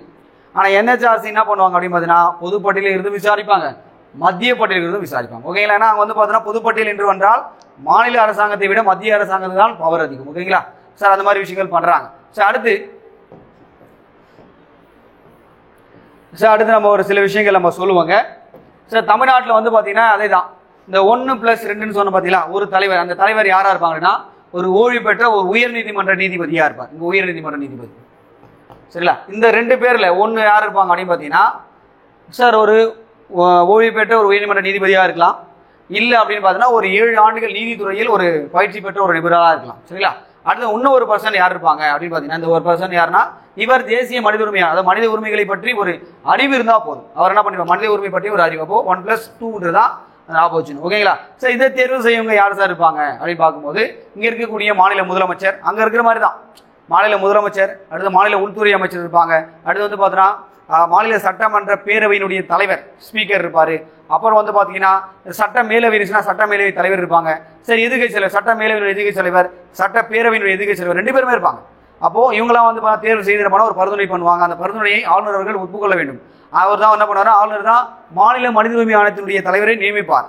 ஆனால் அவரை பதவி நீக்கம் செய்வதற்கான அதிகாரம் என்பது யாருக்கிட்ட இருக்குதுன்னா குடியரசுத் தலைவர் மட்டும் தான் இருக்குது. எப்படி சார் அவங்களை பதவி நீக்கம் பண்ணுவாங்க அப்படின்னு பார்த்தீங்கன்னா, சரி ஒரு மாநில மனித உரிமை ஆணையத்தினுடைய தலைவரை நம்ம போட்டோம், ஒரு 70 ஆண்டுகள் வந்து பதவி செய்யணும், 3 ஆண்டுகள். ஓகேங்களா? செய்யணும். இவங்க மீண்டும் மறு நியமனத்துக்கு தகுதியானவர்களா அப்படின்னு கூட எக்ஸாம்பிள் கேட்பாங்க. மீண்டும் மறு நியமனத்துக்கு தகுதியானவர்கள் தான் அவங்க மறு நியமனம் பண்ணலாம். ஆனால் மறு நியமனம் பண்ணுற போது வந்து பார்த்தீங்கன்னா, சரி உள்ளே வந்துட்டார், ஒரு மனித உரிமை இதில் வந்து இருக்கார் அப்படின்னா அவர் வந்து ஒரு குற்றமற்ற செயல்களை செய்யக்கூடாது. சரிங்களா? அந்த மாதிரி செயல்கள் செய்து ஒரு நீதிமன்றமானது ப்ரூவ் பண்ணாங்க அப்படின்னு பார்த்தீங்கன்னா குடியரசுத் தலைவர் என்ன பண்ணுவார்னா அவரை பதவி நீக்கம் செய்வார். சரிங்களா? அப்போ உங்க ஆளுநர் வந்து பார்த்தீங்கன்னா நியமிச்சா கூட 2 பேருமே பதவி நீக்கம் செய்வது யாருன்னா குடியரசுத் தலைவர் தான். மாநில மனித உரிமை ஆணையத்தினுடைய தலைவரையும் அது மட்டும் இல்லாமல் சரிங்களா மத்திய தேசிய மனித உரிமை ஆணைய தலைவர் 2 பேருமே பதவி நீக்கம் செய்யும் அதிகாரம் யாரும் இருக்கு, குடியரசுத் தலைவர் மட்டும் தான் கிடையாது, குடியரசுத் தலைவர் மட்டும் தான் இருக்கு. சரிங்களா? நல்லா போச்சுங்க. சரிங்களா? அப்போ மறு நியமன தகுதியானவர்கள் இல்லை. அது மட்டும் இல்லாமல் சார் இவங்களுக்கு சம்பளம் எப்படி சார் கொடுப்பாங்க அப்படின்னு பார்த்தீங்கன்னா, இவங்க வந்து ஒரு மத்திய அரசாங்கத்து பணியாளர்கள் எப்படி கொடுக்குறாங்களோ, இல்லை ஒரு மாநில அரசாங்கத்துடைய பணியாளர்களுக்கு எவ்வளோ சம்பளம் கொடுக்குறாங்களோ அது மாதிரி அந்த டைமில் வந்து மத்திய அரசாங்கம் வந்து முடிவு பண்ணிப்பாங்க, இல்லை மாநில அரசாங்கம் முடிவு பண்ணிப்பாங்க சம்பளத்தை பற்றி. ஓகேங்களா? அது மட்டும் இல்லாமல் இவங்க வந்து பார்த்தீங்கன்னா வேற என்ன சார் சொல்லணும் அப்படின்னு பார்த்தீங்கன்னா, இவங்க வந்து பார்த்தீங்கன்னா மறு நியமன தகுதியானவர்கள். சரி, வெளியே வந்துட்டாங்க, வெளியே வந்து அந்த பதவி வகித்து வெளியே வந்துட்டாங்க. வெளியே வந்ததுக்கு அப்புறமா அவங்க வேற எதனா அரசாங்க பணிகளுக்கு போடுவாங்களா அப்படின்னு பார்த்தீங்கன்னா போடக்கூடாது. சரிங்களா? அது வந்து தப்பான ஒரு விஷயம். அது மாதிரி தான் ரூல் இருக்குது. ஓகேங்களா? அப்போ அவங்கள வேற ஒரு எந்த அரசாங்க பணிகளுக்கும் அவரை பணி அமர்த்தக்கூடாது. சரிங்களா? சரிங்களா? அது ஞாபகம் வச்சுங்க. அது மட்டும் இல்லாமல் சார் இந்த அரசாங்கம் என்பது ரிப்போர்ட் எல்லாமே கொடுப்பாங்க. அந்த ரிப்போர்ட் ஆனது எல்லா வருஷத்துக்கு தவறாமல் ரிப்போர்ட் கொடுப்பாங்க. அந்த ரிப்போர்ட் ஆனது மத்திய அரசாங்கம் என்ன பண்ணால் பாராளுமன்றத்தில் விவாதம் பண்ணுவாங்க. சரிங்களா? அடுத்து மாநில அரசாங்கம் என்ன பண்ணுவாங்கன்னா மாநில சட்டமன்றத்தில் என்ன பண்ண அதை பற்றி விவாதங்கள் பண்ணுவாங்க. இருந்தாலும் இந்த அமைப்புக்கு என்பது அதிகாரம் என்பது கிடையாது. இந்த குற்றம் நடைபெற்றுன்னு சொல்லுவாங்க, தவிர்த்து உச்சநீதிமன்றமோ உயர்நீதிமன்றம் தான் அதில் தலையிட்டு என்ன பண்ணுவாங்க, அதுக்கான தீர்ப்பானது வழங்கப்படும். இந்த அமைப்புக்கான அதிகாரம் பாருங்க எப்படி கொடுத்துருக்காங்க. இவங்க வந்து பார்த்தீங்கன்னா ஒரு என்ன சொல்றதுன்னா ஒரு அறிவுறுத்தல் பேர் தான் இருக்காங்க. இங்கே ஒரு பிரச்சனை நடந்திருக்கு, ஏன் நீங்கள் விசாரிக்காமல் இருக்கீங்க, ஒரு வந்து பார்த்தா என்னென்ன விஷயங்கள்லாம் இவங்க வந்து தலையிடுவாங்க அப்படின்னு பார்த்தீங்கன்னா, இப்போ வந்து குழந்தைகளை வந்து விற்பனை பண்ணுறாங்க பார்த்தீங்கன்னா அந்த விஷயங்கள், கற்பழிப்பு, பெண்கள் வந்து கற்பழிப்பு வழக்குகள், அவர் வந்து சிறைச்சாலைகள் கைதிகளுடைய நிலைமை எப்படி இருக்குது, அப்புறம் வந்து பார்த்தீங்கன்னா காவல்துறை அதிகாரிகள் வந்து பார்த்தீங்கன்னா மனிதர்கள் மீது என்னென்ன கொடூர தாக்குதல் பண்ணுறாங்க. சரி, இந்த விஷயங்கள் எல்லாமே அவங்க விசாரிப்பாங்க. சரிங்களா? இந்த விசாரித்து என்ன பண்ணலாம், அந்த அதுக்கான ஒரு இதுவாக கொடுப்பாங்க, சொல்யூஷன் கொடுப்பாங்கன்னா அதுக்கான தீர்வு வந்து பார்த்தீங்கன்னா இவங்களால் முடிவு செய்ய முடியாது. ஏன்னா இவங்க வந்து ஒரு அறிவுறுத்தல் பேர் இருக்கக்கூடிய ஒரு அமைப்பு மட்டுமே, அதாவது இவங்களால் தண்டனை கொடுக்க முடியாது. ஏன்னா வந்து உங்க சிவில் கோர்ட்டுக்கான உரிமை பெற்றிருந்தா கூட இவங்களால் வந்து பார்த்தீங்கன்னா எந்த ஒரு இதுவுமே பண்ண முடியாது. ஓகேங்களா? அந்த விஷயம் நல்லா தெளிவாக புரிஞ்சுங்க. சரிங்களா? அடுத்து பார்க்கலாம் சார், வேற என்ன சார் விஷயங்கள் கொடுத்துருக்கான்னு பார்ப்போம். சார் இங்க பாருங்க, மனித உரிமைகளுடைய நிறுவனம் சார். சரிங்களா? இங்க பாருங்க, ஆம்னெஸ்டி இன்டர்நேஷனல். சரிங்களா? அடுத்து குழந்தைகள் பாதுகாப்பு நிதியம், உரிமைகள் கண்காணிப்பம் ஆகியன எல்லாமே பார்த்தீங்கன்னா இந்த நடவடிக்கை எல்லாத்தையுமே பார்த்துட்டு இருப்பாங்க. இப்போ குழந்தைகள் மீது எதாவது ஒரு மனித உரிமை தாக்குதல் நடக்கா, எதனா உரிமை மீறல் நடக்குதா, பள்ளிக்கூடத்துக்கு குழந்தைகள் போறாங்க அங்கேயே வந்து பாகுபாடுகள் எதுனா நடக்குதான்னு சொல்லிட்டு எல்லா விஷயமே இவங்க கண்காணிப்பாங்க. சரிங்களா? அடுத்த ஆர்டிகல்ஸ் பாருங்க சார். 24வது ஆர்டிகல் என்ன சொல்லுது நம்ம கான்ஸ்டியூஷன்ல, குழந்தைகள் தொழிலாளர் முறையை தடை செய்ய வேண்டும். சரி, அடுத்து பிரிவு 39 F என்பது ஆரோக்கியமான குழந்தைகள் வளர வழிவகை செய்கிறது. ஆரோக்கியமான குழந்தைகள் வந்து பார்த்தீங்கன்னா வளர வழிவகை செய்கிறது பார்த்தா 39 F. 45 என்ன சொன்னா, 6 வயது வரை உள்ள அனைத்து குழந்தைகளுக்கும் ஆரம்ப கால கல்வி பராமரிப்பு மற்றும் கல்வியை வழங்க வேண்டும். சரிங்களா? அது DPSP வரக்கூடாது. இந்த ஆர்டிகல்ஸ்லாம் ரொம்ப முக்கியம் சார். சரிங்களா? சார் அடுத்து வேற என்ன சார் விஷயங்கள் கொடுத்துருக்காங்க பார்க்கலாம். சரி பாருங்க சார், 1989 சரிங்களா ஐக்கிய நாடுகளுடைய மாநாட்டில் பிரிவு 1 படி 18 வயதுக்கு உட்பட்ட குழந்தை, 18 வயசு இருக்காங்க பார்த்தீங்கன்னா அதுக்குள்ள இருக்கும் தான் குழந்தைகள் அப்படின்னு சொல்றாங்க. ஓகேங்களா? அப்போ 1989 நவம்பர் 20 இது வெளியிடப்பட்டது. சரிங்களா? அந்த அறிக்கை எப்போ சார் வெளியிட்டாங்க, நவம்பர் 20. சரிங்களா? அந்த மாதிரி விஷயங்கள் பண்ணியிருக்காங்க. அடுத்து சார் என்னென்ன விஷயங்கள் சொல்லியிருக்காங்க நம்ம பார்ப்போம். சரிங்களா? அது மட்டும் இல்லாமல் பெண்கள் ஆண்டு இதெல்லாம் அறிவிச்சிருக்காங்க பார்க்கலாம். சர்வதேச பெண்கள் ஆண்டு என்பது 1978. அடுத்த வருஷம் பார்த்தோன்னா குழந்தைகள் ஆண்டு. சரிங்களா? பெண்கள் குழந்தைகள் அடுத்த வருஷமே 79 குழந்தைகளுக்கு வந்து பண்ணிட்டாங்க, ஆண்டாக அறிவிக்கப்பட்டது. சரி, அடுத்து கல்வி உரிமை சார். நம்ம இந்த கான்ஸ்டியூஷன் 21வது ஆர்டிகல் படிச்சிருப்பீங்க. சரி, அந்த ஆர்டிகல் என்பது என்ன சொல்றது அப்படின்னு பார்த்தீங்கன்னா 2002 கொண்டு வந்திருப்பாங்க. அதாவது 86வது அமெண்ட்மெண்ட். சரிங்களா, ரொம்ப முக்கியமான ஒரு அமெண்ட்மெண்ட். இதில் வந்து 6 முதல் 14 வயது உள்ள குழந்தைகளுக்கு அனைவருக்கும் இலவச மற்றும் கட்டாய கல்வி வழங்க வேண்டும். ஸோ அடுத்து குழந்தை தொழிலாளர் முறையை வந்து பார்த்தீங்கன்னா சீரமைப்பு சட்டம். ஸோ அந்த இயர்ஸ்லாம் நல்லா படிச்சுட்டு போகணும். ஓகேங்களா, 1986 அதாவது 15 வயதுக்கு வந்து பூர்த்தி அடையாத எந்த ஒரு குழந்தையும் வேலைக்கு அமர்த்துவதற்கான தடை. சரிங்களா, அடுத்து சிறார் நீதி சட்டம் 2000 குழந்தைகளை பராமரித்தல் மற்றும் பாதுகாத்தல். இந்த சட்டம் போதுமான கவனிப்பு இல்லாமல் இருக்கும் குழந்தைகளை என்ன பண்ணுவாங்க, நட்பு ரீதியில் அணுகி அவர்களை சீர்திருத்த முயற்சி செய்வார்கள். ஸோ அடுத்து பாருங்க, போக்சோ சட்டம் 2002 பாலியல் குற்றங்களில் இருந்து குழந்தைகளை பாதுகாக்கும் சட்டம். குழந்தைகள் நலனே மிக முக்கியத்துவம் அளிக்கப்பட வேண்டும் என்ற அம்சம் வந்து கருதப்படுகிறது. ஓகேங்களா, 2002 போக்சோ. சார் குழந்தைகளுக்கான ஹெல்ப் லைன் எதுப்பா அப்படின்னு பார்த்தீங்கன்னா 1098. சரிங்களா, 1098 உதவி எண் 24 மணி நேரம் ஒரு கட்டணமாக ஒரு இதுதான். சரிங்களா, அப்போ குழந்தை தொழிலாளர் முறையை பற்றி அங்கே கம்ப்ளைண்ட் பண்ணலாம், இல்லை குழந்தை திருமணம் எதனா பண்ணுறாங்களா பண்ணலாம், வன்கொடுமை எதனா பண்ணலாம். ஓகேங்களா, வந்து பார்த்தீங்கன்னா சொல்கிறாங்க பாருங்க, நைட் அண்ட் டே 24 hours இந்த விஷயங்கள் நடக்கும். சார் அடுத்து பெண் உரிமைகள் ஒரு விஷயம் கொடுத்துருக்காங்க சார். சரிங்களா, பெண்கள் உரிமை. ஏன்னா பெண்கள் வந்து பார்த்தீங்கன்னா காலகாலமாக அடிமைப்படுத்தி வைத்துக் கொண்ட ஒரு சமூகம் தான் நம்முடைய இந்திய சமூகம். இந்த சமூகத்தில் அந்த மக்களுக்கான உரிமைகள் வந்து கொடுக்க வேண்டும், பெண்களுக்கு கொடுக்கணும்னு சொல்றதுக்காக தான் ஐநா சபையை என்ன பண்ணியிருக்காங்கன்னா 1979 பெண்கள் ஆண்டாக அறிவிக்கப்பட்டுள்ளது. அப்போ பெண்களுக்கு நடக்கக்கூடிய கொடுமைகள் அவங்களுக்கான வந்து பார்த்தீங்கன்னா எல்லா உரிமைகளும் கொடுக்க வேண்டும்னு சொல்லிட்டு சொல்லியிருப்பாங்க. ஓகேங்களா, அடுத்து பாருங்க. அடுத்து ஒரு மீட்டிங் நடக்குது பார்க்கலாம். 1995 ஆண்டு பெய்ஜிங்கில் நடைபெற்ற 4வது உலக மகளிர் மாநாடு பெண்களுடைய உரிமைகளை அங்கீகரிப்பதற்கும் உலகளவில் பெண்களுடைய வாழ்வாதாரத்தை மேம்படுத்துவதற்கும் ஒரு தளத்தை உருவாக்கியது. அந்த பெய்ஜிங் மாநாடு எந்த வருஷம் நடந்தது? 1995 நடந்தது. அதை பற்றி கேட்பாங்க. ஓகேங்களா, அது மட்டும் இல்லாமல் சரிங்க பாருங்க, இதை தொடர்ந்து நடைபெற்ற கூட்டங்கள் இந்த இலக்குகளை அடைவதற்கு தேவையானவற்றை கண்காணிக்கிறது. மேலும் பெய்ஜிங் மாநாட்டுடைய இலக்குகளை நடைமுறைப்படுத்துவதற்காக யூனிஃபெம் என்ற ஒரு கூடம் பெண்களுக்கான ஐக்கிய நாடுகளின் மேம்பாட்டு நிதி அமைப்பு என்பது செயல்பட்டு வருது. அப்போ சொல்லிட்டாங்க, அதை மேம்படுத்துக்கு என்ன பண்ணா யூனிஃபெம் என்ற ஒரு அமைப்பு வந்து உருவாக்குறாங்க. அப்போ பெண்களுக்கான ஐக்கிய நாடுகளுடைய மேம்பாட்டு நிதி அமைப்பு என்பது உருவாக்கப்படுகிறது. சரிங்களா, அடுத்து பாருங்க, இந்த பெற்றோர்கள் மற்றும் மூத்த குடிமக்கள் என்னுடைய பராமரிப்பு மற்றும் நலவாழ்வு சட்டம் 2007. ஏன்னா முதியோர் இல்லங்கள் இப்போ அதிகமாக கொண்டே செல்கிறது. சரிங்களா, அது ஒரு சமூக பிரச்சனை தான். பார்க்கலாம், இந்த சட்டம் மூத்த குடிமக்களுக்கும் பெற்றோர்களுக்கும் பராமரிப்பை வழங்குவதற்கும் அவருடைய குழந்தைகள் மற்றும் வாரிசுதாரர்களுடைய சட்டப்பூர்வமான கடமையாகும். முதுமை காலத்தில் பாதுகாப்பதும் ஆதரவும் மனித உரிமைகளாக கருதப்படுகிறது. சரிங்களா, 2007 மறக்கவே கூடாது. சார் அடுத்த முக்கியமான சட்டங்கள் சார், இதை பற்றி கேட்பாங்க. ரொம்ப முக்கியமான சட்டங்கள் பார்ப்போம். இந்து விதவை மறுமண சட்டம் 1856 விதவைகள் மறுமணை சட்டப்பூர்வமாக்கப்பட்டது. ஏன்னா அந்த காலத்தில் சதி என்ற ஒரு விஷயம் இருந்தது. ஏன்னா கணவர்களை இறந்த பெண்கள் என்ன பண்ணுவாங்கன்னா அவங்களை வந்து எரிக்கக்கூடிய அந்த புதைக்குழிலே வந்து பார்த்தீங்கன்னா இருந்து சாம்பலாக வேண்டும் என்ற ஒரு காலம் இருந்தது. சதி ஒழிப்பு. அந்த சதி ஒழிக்கப்பட்டது எப்போனா 1829 ஒழிக்கப்பட்டது. ராஜா ராம் மோகன் ராயினுடைய முன்முயற்சியின் காரணமாக வில்லியம் பெண்டிங் பெறுபவர் தான் அதை பண்ணியிருப்பார். ஓகேங்களா, அது மாதிரி 1856 சரிங்களா இருந்து பார்த்தா ஈஸ்வர சந்திர வித்யாசாகர் அவர்தான் வந்து விதவை மறுமணம் என்ற ஒரு சட்டத்தை கொண்டு வந்து முக்கியமான காரணமாக இருந்திருப்பார். சரிங்களா, ஈஸ்வர சந்திர வித்யாசாகர். ஓகேங்களா, அடுத்து பாருங்க, இந்து திருமண சட்டம் 1955 பெண்களுக்கு திருமண வயது 21 என்று சட்டப்பூர்வமாக்கியது. சரிங்களா, 21 என்று சட்டப்பூர்வமாக்கியது. சார் இருந்தாலும் இப்போது பெண்களுக்கான திருமண வயது எப்படி சார்னா 18, ஆண்களுக்கு வந்து பார்த்தீங்கன்னா 21. சரிங்களா, அப்போ 21 சொன்னாங்க. அப்போ இப்போ வந்து எவ்வளோ சார் இருக்கு அப்படின்னு பார்த்தீங்கன்னா 18 தான் இருக்கு. அடுத்து பாருங்க, இந்து வாரிசுரிமை சட்டம் திருமணம் முடிஞ்ச அப்புறம் தான் வாரிசு 1956. அப்போ பெண்கள் தன்னுடைய பெற்றோருடைய சொத்தினை மரபு வழியாக பெறுவதை வந்து உறுதி செய்கிறது. மரபு வழியாக. சரிங்களா, அடுத்து பாருங்க, வரதட்சணை சட்டம் 1961 வரதட்சணை என்ற பெயரில் மருமகளை மோசமாக நடத்துவதற்கு கடுமையான தண்டனை வந்து வழங்கப்படுகிறது. ஓகேங்களா, அடுத்து பெண்களை கேலி செய்வதற்கு எதிரான சட்டம் 1997 பெண்களுக்கு நிவாரணம் அளிக்கிறது. சரிங்களா, அடுத்து அநாகரிகமாக சித்திரதுக்கான வந்து பார்த்தோன்னா சட்டம் 1999 999. சரிங்களா, அதாவது சில பெண்கள் என்ன பண்ணுவாங்கன்னா அந்த அவனுடைய போட்டோஸை எடுத்து என்ன பண்ணுவாங்க மார்பிங் பண்ணி சில விஷயங்கள்லாம் பண்ணுவாங்க. அந்த விஷயத்தை வந்து தடுக்கிறதுக்காக கொண்டு வர சட்டம் அது. ஓகேங்களா, அநாகரிகமாக சித்தரித்தல் தடை சட்டம். அடுத்து வேற சார் கொடுத்துருக்காங்க பாருங்க, இன்னும் முக்கியமான சில சட்டங்கள்லாம் கொடுத்துருக்காங்க பார்க்கலாம். சார் அடுத்து பாருங்க, தொழிற்சாலை சட்டம் 1948. சரிங்களா, அடுத்து தோட்ட தொழிலாளர் சட்டம் 51, சுரங்கம் 52, மகப்பேறு நல சட்டம் 61. இப்பெல்லாம் நான் சொல்றேன் ஒரு வருஷம் சரிங்களா பெண்களுக்கு விடுமுறை. சரிங்களா, அரசாங்க ஊழியர்கள் சரியா இருக்காங்க அப்படின்னு பார்த்தீங்கன்னா அவங்களுக்கு ஒரு வருஷம் லீவ். சரிங்களா, அந்த விடுப்போடு சேர்த்து மகப்பேறு காலங்களில் அவங்க குழந்தை பெற்றவன ஒரு வருடத்துக்கு வந்து லீவ் கொடுத்து சம்பளம் கொடுக்குறாங்க. சரிங்களா, அதான் மகப்பேறு நல சட்டம் 1961. குடும்ப வன்கொடுமையிலிருந்து பெண்களை பாதுகாக்கும் சட்டம் 2005. அதாவது கணவர் மற்றும் குடும்ப உறுப்பினால் பெண்கள் துன்புறுத்தப்படுவதிலிருந்து பாதுகாக்கப்படுகிறது. ஓகேங்களா? இது எல்லாமே சட்டங்கள் இருந்தால் கூட நம்முடைய சமூகத்தில் இந்த பிரச்சனைகள் நடந்து கொண்டு தான் இருக்கிறது. சரிங்களா?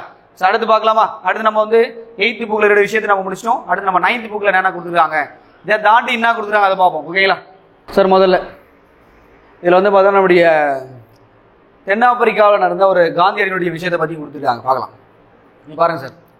1893 ஆம் ஆண்டு ஜூன் மாதம் 7ஆம் நாள் தென்னாப்பிரிக்காவில் உள்ள பிரீட்டோரியா எனும் இடத்திற்கு தொடர்வண்டியில் முதல் வகுப்பில் ஒரு வெள்ளையர் அல்லாத ஒருத்தர் வந்து பயணம் செய்து கொண்டார். அது யாருன்னா நம்முடைய தென்னாப்பிரிக்காவில் காந்தியடிகள் தான்.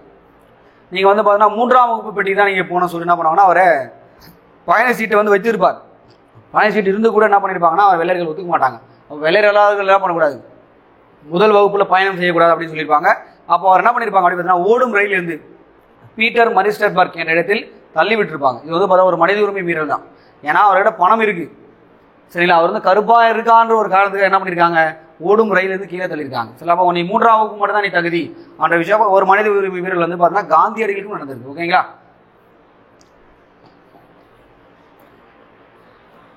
சார் அப்போ தான் வந்து பார்த்தீங்கன்னா அவருக்கு அகிம்சை என்ற கொள்கையை உதிர்ச்சின்ற மாதிரி சொல்கிறாங்க. ஓகேங்களா? இதை வந்து பார்த்தீங்கன்னா காந்தியுடைய சத்தியாகிரகம் அமைதி போராட்டம் என்பது தொடங்கியது அப்படின்னு சொல்லுவாங்க. இன ஒதுக்கலுக்காக பாடுபட்ட ஒரு முக்கியமான நபர். சரிங்களா? இப்போ ஒரு மனிதராக முதல் வகுப்பு பெட்டியில் பயணம் செய்ய காந்திக்கு எல்லா உரிமைகளும் இருந்தன. ஆனால் அவரை பாகுபடுத்தி காட்டியது அவரது நிறமே. மக்கள் நிறத்தால் மட்டுமின்றி இனம், பாலினம், பிறந்த நாடு, ஜாதி, மதம் போன்றவற்றின் அடிப்படையிலும் பாகுபடுத்தப்படுகின்றார்கள். தான் உண்மையான ஒரு விஷயம். சரிங்களா? சார் அவர் எங்கே தள்ளி விட்டாங்களோ அங்கே வந்து பார்த்தீங்கன்னா ஒரு இதுவே வச்சிருக்காங்க பாருங்க, கல்வெட்டே வைத்திருக்காங்க பாருங்க. சரிங்களா? பீட்டர் மாரிஸ்பர்க் ரயில்வே நிலையத்தில் அமைக்கப்பட்ட ஒரு நினைவு கல்வெட்டு பாருங்க. ஜூன் 7, 1893. சரிங்களா? மகாத்மா காந்தி. சரிங்களா? சார் அடுத்து இந்த மனித உரிமைகள் பற்றி திரும்பி அதே தான் சார் கொடுத்துருக்காங்க. அது உள்ளே போக வேணாம் நம்ம. சரிங்களா? அடுத்து இங்கே பார்க்கலாம். நம்ம அந்த ஐநா சபை எப்போ சார் உருவாக்கப்படுது? அக்டோபர் 24, 1945. சரிங்களா? அக்டோபர் 24 என்பது ஐநா தினமாக அறிவிக்கப்படுகிறது. சரிங்களா? Universal declaration of the human rights அவங்க தான் வந்து ரிலீஸ் பண்ணியிருப்பாங்க. 1948 டிசம்பர் 10, 1950 டிசம்பர் 10 தான் நடைமுறைப்படுத்தப்படும் அனுசரிக்கப்பட்டது ஆரம்பிச்சிருப்பாங்க. சரி, இருந்தாலும் தென்னாப்பிரிக்காவில் பாருங்கள் இன ஒதுக்கல் கோகை. சரிங்களா? ஒரு மனிதன் 27 ஆண்டுகள், சரிங்களா, ஒரு கால் நூற்றாண்டே வந்து பார்த்தீங்கன்னா ஒரு சிறை தண்டனை அனுப்பிச்சாங்க. 27 ஆண்டுகளுக்கு வந்து நெல்சன் மண்டேலா அவர்கள் சிறையிலே இருந்திருக்கார். அவர் வந்து பார்த்தீங்கன்னா தென்னாப்பிரிக்காவில் வந்து பார்த்தீங்கன்னா ஒதுக்கல் கொலை. அங்கே வந்து பார்த்தீங்கன்னா வெள்ளை இன மக்கள் தான் அதிகம். சாரி, கருப்பின மக்கள் தான் அதிகம். வெள்ளையின மக்கள் ரொம்ப கம்மி. அந்த வெள்ளையின மக்கள் அந்த கருப்பின மக்களை ரொம்ப இன ஒதுக்கல் பண்ணியிருக்காங்க. அதுதான் சார் வந்து ரொம்ப போராட்டம் பண்ணி அந்த மக்களுக்காக பாடுபட்டிருப்பார். சரிங்களா? நெல்சன் மண்டேலா அவர்கள். இங்கே பாருங்க, இவர் இங்கே பாருங்க, அவரை விடுதலை செய்தவர் யார் அப்படின்னு கேட்பாங்க. FWD கிளார்க் 1990 அவர் ரிலீஸ் செஞ்சிருப்பாரு. உடனே மண்டேலே டி கிளார்க் அதோட கடும் முயற்சியின் காரணமாக இன ஒடுக்கல் கொள்கையானது ஒரு முடிவுக்கு வந்தது. 1994 பார்த்தீங்கன்னா ஒரு தேர்தல் நடக்கும். அந்த தேர்தல் வெற்றி பெற்று தேசிய காங்கிரஸ் வெற்றி பெற்று நாட்டுடைய தலைவராக நெல்சன் மண்டேலா தேர்வு செய்யப்படுவார். அப்போ இன ஒதுக்கல் வந்து பார்த்தீங்கன்னா ரொம்ப பெரிதளவுக்கு பாதிக்கப்பட்டவங்க யாருன்னா தென்னாப்பிரிக்கா மக்கள் தான். சரிங்களா? இப்போ கூட வந்து பார்த்தீங்கன்னா அவங்களோட கிரிக்கெட் பிளேயர்ஸில் அது மாதிரி ஒரு பிரச்சனைகள் அங்கே நடந்து கொண்டு தான் இருக்கு. ஓகேங்களா? சார் அடுத்து பாருங்க, உலகளாவிய மனித உரிமைகள். சார் திருப்பியும் அதே விஷயம் தான் கொடுத்துருக்காங்க, நம்ம பார்த்த விஷயமே தாங்க. பாருங்க, 1948 டிசம்பர் 10 சரிங்களா பொது சபை தீர்மானம் நிறைவேற்றப்பட்டது. அது வந்து பார்த்தீங்கன்னா அந்த உறுப்பு 30 உறுப்புகள் இருக்குதுல. சரிங்களா? அதில் வந்து 217வது பொது சபை தீர்மானம் ஏ, அதை ஞாபகம் வச்சுருப்பாங்க. திருப்பி அதே தான் கொடுத்துருக்காங்க. சரிங்களா? அடுத்து பார்ப்போம் என்னென்ன உரிமைகள்லாம் இருக்குன்னு சார் கொடுத்துருக்காங்க. சரிங்களா? அதே தான் திருப்பியும் அதே விஷயம். அடிப்படை உரிமைகள் என்னென்ன அடிப்படை உரிமைகள்லாம் இருக்குது? சமத்துவ உரிமை, சுதந்திர உரிமை, சரிங்களா, அடுத்து சுரலுக்கு என்னென்ன உரிமை, சமய மற்றும் மனச்சான்று சொந்தக்கான உரிமை, சிறுபான்மைக்கான பண்பாட்டு மற்றும் கல்வி உரிமைகள், அரசியலமைப்புக்கு உட்பட்ட தீர்வுக்கான உரிமைகள், இது எல்லாமே. சரிங்களா? அடுத்து சமத்துவ உரிமை பற்றி கொடுத்துருவாங்க சார். இது எல்லாமே நம்ம கான்ஸ்டியூஷனில் படிச்சிருக்கோம். முதல் வீடியோஸ் நீங்கள் பார்த்துட்டீங்கன்னா தெரிஞ்சிருக்கோம். சரிங்களா? இந்த சுதந்திர உரிமை இருக்குன்னு பார்த்தீங்கன்னா 6 உரிமைகள் இருக்குது. சரிங்களா? அதை பற்றி கொடுத்துருக்காங்க. சுதந்திர உரிமைகள் என்பது 6 உரிமைகள். சரிங்களா? முதல்ல வந்து பார்த்தீங்கன்னா 19 ஏ, 19 பி என்பது ஆயுதமின்றி கூடுவது, சங்கங்கள் அமைப்பது என்பது 19 சி, இந்தியாவில் எந்த பகுதி வேணால் சொல்லுவது 19 டி. சரிங்களா? இந்தியா முழுவதும் சுதந்திரமாக நடமாட உரிமை என்பது 19 இ. சரிங்களா? இ எஃப் வந்து பார்த்தீங்கன்னா சொத்துரிமைன்னு சொல்லுவாங்க. சரிங்களா? அது நீக்கப்பட்ட ஒரு உரிமை. அடுத்து வந்து எந்த தொழிலையும் வணிகத்தையும் செய்யணும் பார்த்தீங்கன்னா 19 ஜி. சரிங்களா? இந்த ஆர்டிகல்ஸ் வந்து ரொம்ப முக்கியம். சரிங்களா? சார் அடுத்து வேற என்ன சார் கொடுத்துருக்காங்க பார்க்கலாம். சமயம் கொடுத்துருக்காங்க. அங்கே பாருங்க, சூழலுக்கான உரிமைகள். சரிங்களா? அடுத்து சார் எல்லாமே நம்ம கான்ஸ்டியூஷனில் பார்த்த விஷயங்கள் தான் கொடுத்துருக்காங்க. அடுத்து பார்ப்போம், சமய சுதந்திரம் கொடுத்துருக்காங்க. அடுத்து பண்பாடு கலாச்சாரம் பற்றி கொடுத்துருக்காங்க. அதே தான் அங்கே என்ன கொடுத்துருக்காங்களோ அதே தான் திருப்பியும் கொடுத்துருக்காங்க. சரிங்களா, அதுக்குள்ளே நம்ம போவேன்னா அடுத்து பாருங்களா, அந்த ரைட்ஸ் நீதி பேராணைகள் அப்படின்னு சொல்லுவோம். நீதி ரைட்ஸ் அப்படின்னு சொல்லுவாங்க என்பது ஒரு செயலை செய்யவோ அல்லது செயலை தடுக்கவோ நீதிமன்றத்தால் அல்லது வேறு சட்ட அமைப்பினாலும் வழங்கப்படும் ஒரு எழுதுபூர்வமான ஒரு அமைப்பு. சரிங்களா, அதாவது நம்ம ஆர்டிகல் 32 படிச்சிருக்கோம். அதாவது அரசியலமைப்பினுடைய ஆன்மா என்று டாக்டர் B.R. அம்பேத்கர் அவர்களால் சொல்லப்பட்டிருக்கும். இந்த 32 என்ன சொல்லணும்னா 5 பேராணைகள் இருக்கும். ரைட்ஸ் ஏபிஎஸ் கார்பஸ்ன்னு படிச்சிருப்பீங்க, மாண்டமஸ் இந்த மாதிரி படிச்சிருப்பேன். அதெல்லாம் வந்து நிறைய இந்த ஆணைகள் 5 ஆணைகள் இருக்கு பாருங்க. அந்த 5 ஆணைகளையும் பற்றியுமே சொல்லியிருப்பாங்க. ஓகே, ஸோ அடுத்து பாருங்க, அரசியலமைப்புக்கு வழி திருவள்ளுக்கான உரிமை. நம்ம 32வது ஆர்டிகல் பற்றி கொடுத்துருப்பாங்க. அடுத்து பார்க்கலாம் சார். இங்கே பாருங்க, ஒரு ரொம்ப முக்கியமான ஒரு கேஸ். சரிங்களா, அரசியலமைப்பு சட்டங்களுக்கான உரிமையின்படி பிரித்திகா யாசினி நீதிமன்றத்தை அணுகியதன் மூலம் தனது வேலைவாய்ப்பை உறுதி செய்து வென்றார். அப்போது இந்தியாவிலும் சரி, உலகத்தை நம்ம தமிழ்நாட்டிலும் சரி, முதல்ல ஒரு எஸ்ஐயா ஆனது யாரை பார்த்தீங்கன்னா, ஒரு சப் இன்ஸ்பெக்டராக ஆனது யார் பார்த்தீங்கன்னா யாசினி அவர்கள் தான். ஏன்னா அவங்க வந்து ஒரு திருநங்கைகள். அவள் வந்து பார்த்தீங்கன்னா அவங்கள கோட்டாவே வந்து பார்த்தீங்கன்னா என்ன சொல்லுவாங்கன்னா எம்பிசிக்குள்ளே கொடுத்துருப்பாங்க. எம்பிசிக்குள்ளே கொடுத்துருப்பாங்க. சரிங்களா, ஒரு திருப்புகளாக கொடுக்கப்பட்டிருக்கும், உள் ஒதுக்கீடாக கொடுத்துருப்பாங்க சேட்டர் என்ட்ரன்ஸில். ஓகேங்களா, அடுத்து அடிப்படை கடமைகள் இருக்குது சார். இந்த அடிப்படை கடமைகள் என்பது ரொம்ப முக்கியமான ஒரு விஷயம். சரிங்களா, 1976 42வது அமெண்ட்மெண்ட்டு 51A இந்த ஆர்டிகல். இதுக்குள்ளே வந்து சப்டிவிஷன் நிறைய வரும். இதில் வந்து பார்த்தோன்னா 4A பார்ட் ஆர்டிகல் வந்து நம்மளுடைய அரசியலமைப்புடைய பகுதி வந்து பார்த்தோன்னா 4A 51A ஆர்டிகல் மொத்தம் டோட்டலாக நம்மளுக்கு 11 அடிப்படை கடமைகள் இருக்குது சார். இதெல்லாமே நம்ம முதல் வீடியோவிலே பார்த்துருப்போம், வேணாம். சரிங்களா, அதில் நீங்கள் தெளிவாக பார்த்தா புரிஞ்சுக்கலாம் சார். அடுத்து பாருங்கள் சார், திருப்பியும் வந்து பார்த்தோன்னா இந்த மூத்த குடிமக்கள் மற்றும் பெற்றோர் நல பராமரிப்பு சட்டம் 2007. சரிங்களா, அதை வந்து நம்ம அங்கேயே பார்த்த விஷயம் தான் சார். அடுத்து பாருங்கள், இந்திய மனித உரிமை ஆணையம் கொடுத்துருக்காங்க. அதே விஷயம் தான் திரும்பி கொடுத்துருப்பாங்க. அவருடைய பணிகள் நான் சொன்ன விஷயம் தான். சரிங்களா, ஸோ அடுத்து மாநில மனித உரிமை ஆணையம். ஓகே, ஸோ அடுத்து பாருங்க, ஐக்கிய நாடு சபை என்ன சொல்கிறாங்க, 18 வயசு கீழே இருக்க எல்லாருமே குழந்தைகள் சொல்லிட்டாங்க. அப்போ அதில் என்ன சொல்ல வராங்க பாருங்கள், உலகளாவிய மனித உரிமைகள் பிரிவினத்தினுடைய பிரிவு 25 காணப்படுகிறது. இக்கொள்கையினுடைய அடிப்படையில் ஐநா சபை 1989 நவம்பர் 28 தான் நம்ம நாங்கள் அதை அறிவிச்சாங்க. இந்த விஷயங்கள் நான் படித்தோம் முதலே. சரிங்களா, 8th புக்லேயே இந்த விஷயத்தை பார்த்துரும் சார். இருந்தாலும் இங்கே பாருங்கள் சார், நிறைய விஷயங்கள் கொடுத்துருக்காங்க. இங்கே பார்ப்போம். வாழ்வதற்கான உரிமை, இப்போ வாழ்வதற்கான உரிமைன்னு கொடுத்துருக்காங்க. குடும்ப சூழலுக்கான உரிமை, சமூக பாதுகாப்பு உரிமைகள், கல்விக்கான உரிமைகள். சரிங்களா, இந்த கல்விக்கான உரிமைகள் தான் நம்ம எக்ஸாம் பாயிண்ட் கேட்க வேண்டிய விஷயம். பாருங்கள், பிரிவு 21A 6 முதல் 14 வயது உள்ள குழந்தைகளுக்கு இலவச கட்டாய கல்வி. 2009ஆம் ஆண்டில் இந்திய நாடாளுமன்றம் கல்வி உரிமை சட்டம் right to education act RTE. சரிங்களா, அது வந்து கொண்டு வரப்பட்டிருக்கும். ரொம்ப முக்கியமான ஒரு விஷயம். சரிங்களா, அடுத்து பாருங்க, அதே தான் இலவச மற்றும் கட்டாய கல்வி உரிமைகள் சட்டம் right of children to free and compulsory education 2009 கொடுக்கப்பட்டது. சரிங்களா, ரொம்ப முக்கியமானது. சரிங்களா, அந்த விஷயத்தை கரெக்டாக நோட் பண்ணிட்டு வாங்க. ஸோ அடுத்து பாருங்க, சரி ஓகே, நம்ம நாட்டில் தான் வந்து பார்த்தீங்கன்னா பெண்களுக்கு வந்து ஓகே எல்லா உரிமைகளும் கொடுக்குறோம். ஓகே, எல்லாம் ஓகே. பட் இருந்தாலும் அரேபியன் கண்ட்ரியில் வந்து பார்த்தீங்கன்னா சில அரேபியன் கண்ட்ரினே சொல்லிக்கலாம். அந்த கண்ட்ரிலாம் வந்து பார்த்தீங்கன்னா அந்த பெண்களுக்கான கல்வி என்பது எப்படிலாம் மறுக்கப்படுகிறது. இப்போ பாகிஸ்தான் எடுத்துகிட்டு அப்படின்னு பார்த்தீங்கன்னா அந்த இடத்துல இப்போ ஆப்கானிஸ்தான் தாலிபானுடைய ஆட்சி நடக்குது. அங்கே வந்து பார்த்தீங்கன்னா பெண்கள் வந்து 5வது வரைக்கும் தான் படிக்கணுமா. அப்போ பெண்கள் படித்தாதான் அந்த நாடு முன்னேறன்னு சொல்லி நிறைய தலைவர்கள் சொன்னால் கூட அங்கே ஒன்றும் அந்த மாதிரி விஷயங்கள் ஃபாலோ பண்ண பாருங்க. முதல்ல இந்த மலாலா அவர்கள் இவங்க வந்து 2014 அப்போ வந்து பார்த்தீங்கன்னா நோபல் பரிசு வாங்கியிருப்பாங்க. நம்முடைய இந்தியா நாட்டை சேர்ந்த கைலாஷ் சத்யார்த்தி கூட சேர்ந்து பண்ணியிருப்பாங்க. இந்த கைலாஷ் சத்யார்த்தி யார் அப்படின்னு பார்த்தீங்கன்னா அவர் வந்து பார்த்தீங்கன்னா குழந்தை தொழிலாளர்களை மீட்பு இயக்கம் நடத்திருப்பார். ஓகே, அது மாதிரி இந்த மலாலா அவர்கள் அங்கே இருக்கக்கூடிய பெண்களுக்காக, பாகிஸ்தானில் இருக்கக்கூடிய பெண்களுக்காக கல்வி உரிமைக்காக பாடுபட்ட ஒரு பெண்மணி. இங்கே பாருங்க, அங்கே வந்து பார்த்தா ஒரு அடிப்படைவாதிகள்லாம் யார் அப்படின்னு பார்த்தீங்கன்னா முன்னோர்கள் என்ன சொல்லிட்டு போனாலும் அப்படியே ஃபாலோ பண்ணுற விஷயம் தான் அடிப்படைவாதிகள். ஓகேங்களா, ஸ்வாட் பள்ளத்தாக்கினை வந்து ஆக்கிரமித்த போது அவருடைய வசிவிடம் எதுனா ஸ்வாட் பள்ளத்தாக்கு. சரிங்களா, ஸ்வாட் பள்ளத்தாக்கு தான் யார் அடிப்படைவாதிகள் சொல்கிறாங்க. அவங்க முன்னோர்கள் என்ன சொல்கிறாங்க, பெண்கள் வந்து வெளியே போகக்கூடாது, அவர் வந்து அவங்க எஜுகேஷன் கிடையாது, அவங்க வேலைக்கு போகக்கூடாதுன்னு சொல்லிட்டு இருக்காங்க. அதையே இவங்களை சொல்கிறாங்க பார்த்தீங்கன்னா வந்து அடிப்படைவாதிகள் அப்படின்னு சொல்லுவாங்க. ஓகேங்களா, அவள் பெண்கள் பள்ளிக்கு செல்லமுடியவில்லை, எந்த உரிமைகளும் கிடையாது. அதனால் 2012 சரிங்களா பள்ளியிலிருந்து வீடு திரும்பும்போது நம்ம போராட்டம் பண்ணுறாங்க. பள்ளியிருந்து வீடு திரும்பும்போது என்ன பண்ணுறாங்கன்னா இவரை துப்பாக்கியில் இது பண்ணுறாங்க. தலையினுடைய ஏது பக்கத்தில் இது பண்ணும்போது இங்கிலாந்தில் தான் போய் அந்த அம்மா கண்மொழிக்கிறாங்க. பர்கிங்காம் என்பதை தான் கண்மொழித்து பார்க்குறாங்க. உடனே என்ன பண்ணுறாங்கன்னா ஒரு போராட்டத்தில் தலையர் இருந்தாங்க. ஒரு பெண் என்றால் வந்து அவருக்கு ஒரு 12 வருடமாவது ஒரு பாதுகாப்பான மற்றும் தரமான கல்வியாவது அவங்களுக்கு கொடுக்கணும். ஒரு பெண் என்றால் என்ன குடும்ப சூழல், ஒரு ஏழைப்பட்ட பெண்ணான ஒரு பணக்கார பெண் யாராக இருந்துருக்கணும், ஒரு 12 வயசு வந்து பார்த்தோன்னா 12 வருட கல்வியாவது அவங்களுக்கு கொடுக்கணும்னு சொல்கிறாங்க. அது மட்டும் இல்லாமல் இப்போ கூட 130 மில்லியன் பெண்கள் வந்து பள்ளியில் பயிலாத இந்த சூழலில் நான் செய்ய வேண்டிய வேலைகள் அதிகம் உள்ளன்னு சொல்லியிருக்காங்க. அப்போ இது வந்து பார்த்தீங்கன்னா மலலாளர்களுடைய போராட்டம் என்பது நியாயமான ஒரு போராட்டம் தான். இந்த காலகட்டத்தில் ஆண் பெண்கள் 2 பேர்களும் கல்வி கற்றால்தான் நான் சமூக முன்னேற்றம் என்பது கண்டிப்பாக நடக்கும். ஓகேங்களா? சரி, அடுத்து பாருங்க, குழந்தைகளை விற்பனை கடத்தலுக்கான உரிமை இதெல்லாம் கொடுத்துருக்காங்க. சரிங்களா? அடுத்து பார்ப்போம். ஓகே, இந்த ஆப் சார், ஆபத்து காலத்தில் உதவிட காவலன் SOS செயலி தமிழ்நாடு அரசால் பொதுமக்களிடம் பயன்பாட்டிற்கு அறிமுகப்படுது. இந்த காவலன் SOS செயலி ரொம்ப முக்கியமானது. அப்போ பெண்கள் மட்டுமின்றி சிக்கலான மற்றும் நெருக்கடியான சூழலில் இருக்கும் அனைவருக்கும் மாநில காவல் கட்டுப்பாட்டு அறையினுடைய செயல் உதவியோடு எளிதாகவும் நேரடியாகவும் தொடர்பு கொள்ள முடியும். சரிங்களா? அப்போ வந்து பார்த்தீங்கன்னா காவலன் SOS செயலி என்பது பெண்களுக்கு மட்டும் கிடையாது. ஆபத்து காலத்தில் நான் கூட இருக்கேன் அப்படின்னு பார்த்தீங்கன்னா அந்த இது நம்ம செயலியை யூஸ் பண்ணி என்ன பண்ணலாம், அவங்கள வந்து கட்டுப்பாட்டு மையத்தை நம்ம அறிவிக்கலாம். ஓகேங்களா?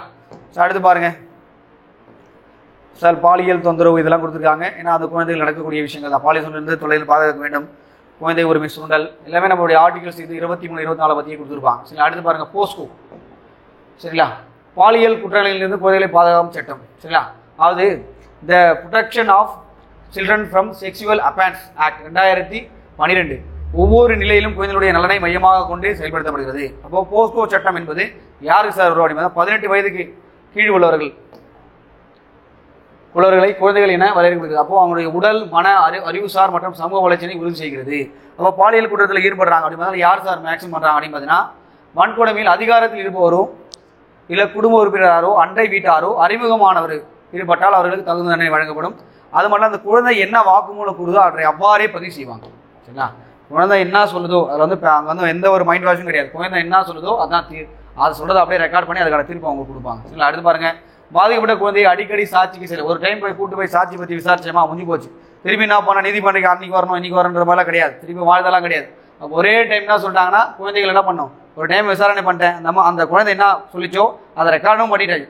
திரும்பி கூப்பிட்டு வந்து அந்த குழந்தை வந்து மைண்ட் வாஷ் பண்ணுறதெல்லாம் பண்ணக்கூடாது. அப்போ ஒரு முறை மட்டும் தான் விசாரணை செய்யப்படும், மீண்டும் விசாரணைக்கு அழைக்க முடியாது. அப்போ அது மட்டும் இந்த 12 வயதுக்கு உட்பட்ட பெண் குழந்தைகள் இருந்தாங்களா பாலியல் முறை செய்யப்பட்டவர்களுக்கு மரண தண்டனை கூட கொடுக்கலாம். 12 வயசு கீழே இருக்கிற குழந்தைகள். ஓகேங்களா? 2018 ஏப்ரல் மாதம் இது வந்து கொண்டு வரப்பட்டது. ரொம்ப முக்கியமான ஒரு கடுமையான தண்டனை கொடுக்கணும்னு சொல்லிட்டு 2018 மறக்கவே கூடாது. சரிங்களா? இது வந்து இந்திய குற்றவியல் சட்டத்தில் கடுமையான திருத்தங்களை கொண்டு வந்தது. இந்த சிறப்பம்சம் என்னவென்றால் விதிக்கப்படும் அபராத தொகையானது பாதிக்கப்பட்டவருடைய மருத்துவ செலவை ஈடுகட்டும் வகையில் இருக்க வேண்டும் அப்படின்னு சொல்லி கொடுத்துருக்காங்க. சரிங்களா? அடுத்து பாருங்க, அந்த child line number 1098.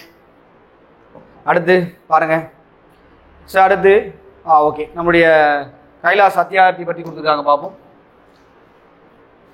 Bachpan Bachao Andolan இளமையை காப்பாற்று இயக்கம். இந்த இயக்கம் வந்து உருவாக்குனது யாருன்னா கைலாஷ் சத்யார்த்தி.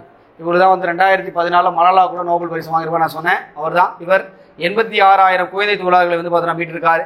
அது மட்டும் இல்லாமல் 1998 உலக மக்களுடைய கவனத்தை ஈர்க்குவதற்காக 80,000 கிலோமீட்டர் வந்து பார்த்தா நீளம் குழந்தை உழைப்புக்கு எதிரான உலகளாவிய அணிவகுப்பை நடத்தினார். Global March against child labour முன்னின்று நடத்தியவர் யாருன்னா இவர் தான். 80,000 கிலோமீட்டர் வந்து பண்ணிருப்பார். ஓகேங்களா? சரி, அடுத்து பாருங்க, குறைபாடுடைய குழந்தைகள் தான் மற்ற குழந்தைகளை விட அதிகமாக பாதிப்படுது. ஆனால் அவங்களால சொல்ல முடியாது வெளியே. இப்போ ஒரு ஊனமற்ற குழந்தை அப்படின்னா அந்த ஊனமற்ற குழந்தை வந்து பாலியல் வன்கொடுமை நடந்திருக்கு அப்படின்னா அந்த குழந்தை வெளியே வந்து சொல்ல முடியுமா? சொல்ற வந்து நம்ம புரிஞ்சிக்க முடியாது. அப்போ அந்த ஊனமற்ற குழந்தைகளுக்கு தான் இந்த வன்கொடுமைகள், இந்த பாலியல் துன்புறுத்தல் எல்லாமே ஒரு 3% வந்து நார்மலாக இருக்கிற குழந்தை விட அதிகமாக நடக்குது. சரிங்களா? அடுத்து பாருங்க, ஆர்டிகல்ஸ் வந்து பாருங்க 24 கொடுத்துருக்காங்க. 24 பாருங்க, குழந்தை தொழிலாளர்கள் வந்து பார்த்தா குழந்தைகள் வந்து ஆபத்தான தொழில் ஈடுபடுத்தக்கூடாது. அடுத்து 45 சொல்லியிருக்கேன். 5 வயதுக்கு என்ன பண்ணிடுவாங்க, 6 வயதுக்குள்ள அவங்களுக்கு ஆரம்ப கல்வியை கொடுக்கணும்னு சொல்லியிருக்காங்க.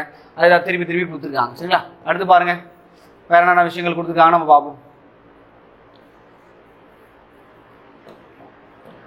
குழந்தைகள் தேசத்தினுடைய அடித்தளமாக விளங்குகின்றன. சிறு வயதிலேயே பெண் குழந்தைகளுக்கு திருமணம் செய்து வைக்கப்படும் போது குழந்தை பருவத்தினுடைய மகிழ்ச்சி, கல்வி அறிவு, ஆரோக்கியமான வாழ்வு போன்ற பல சலுகைகள் அவர்கள் இழந்து விடுகின்றனர். இதனால்தான் குழந்தைகள் திருமணங்கள் சமூகத்தை பெருமளவில் பாதிக்கிறது.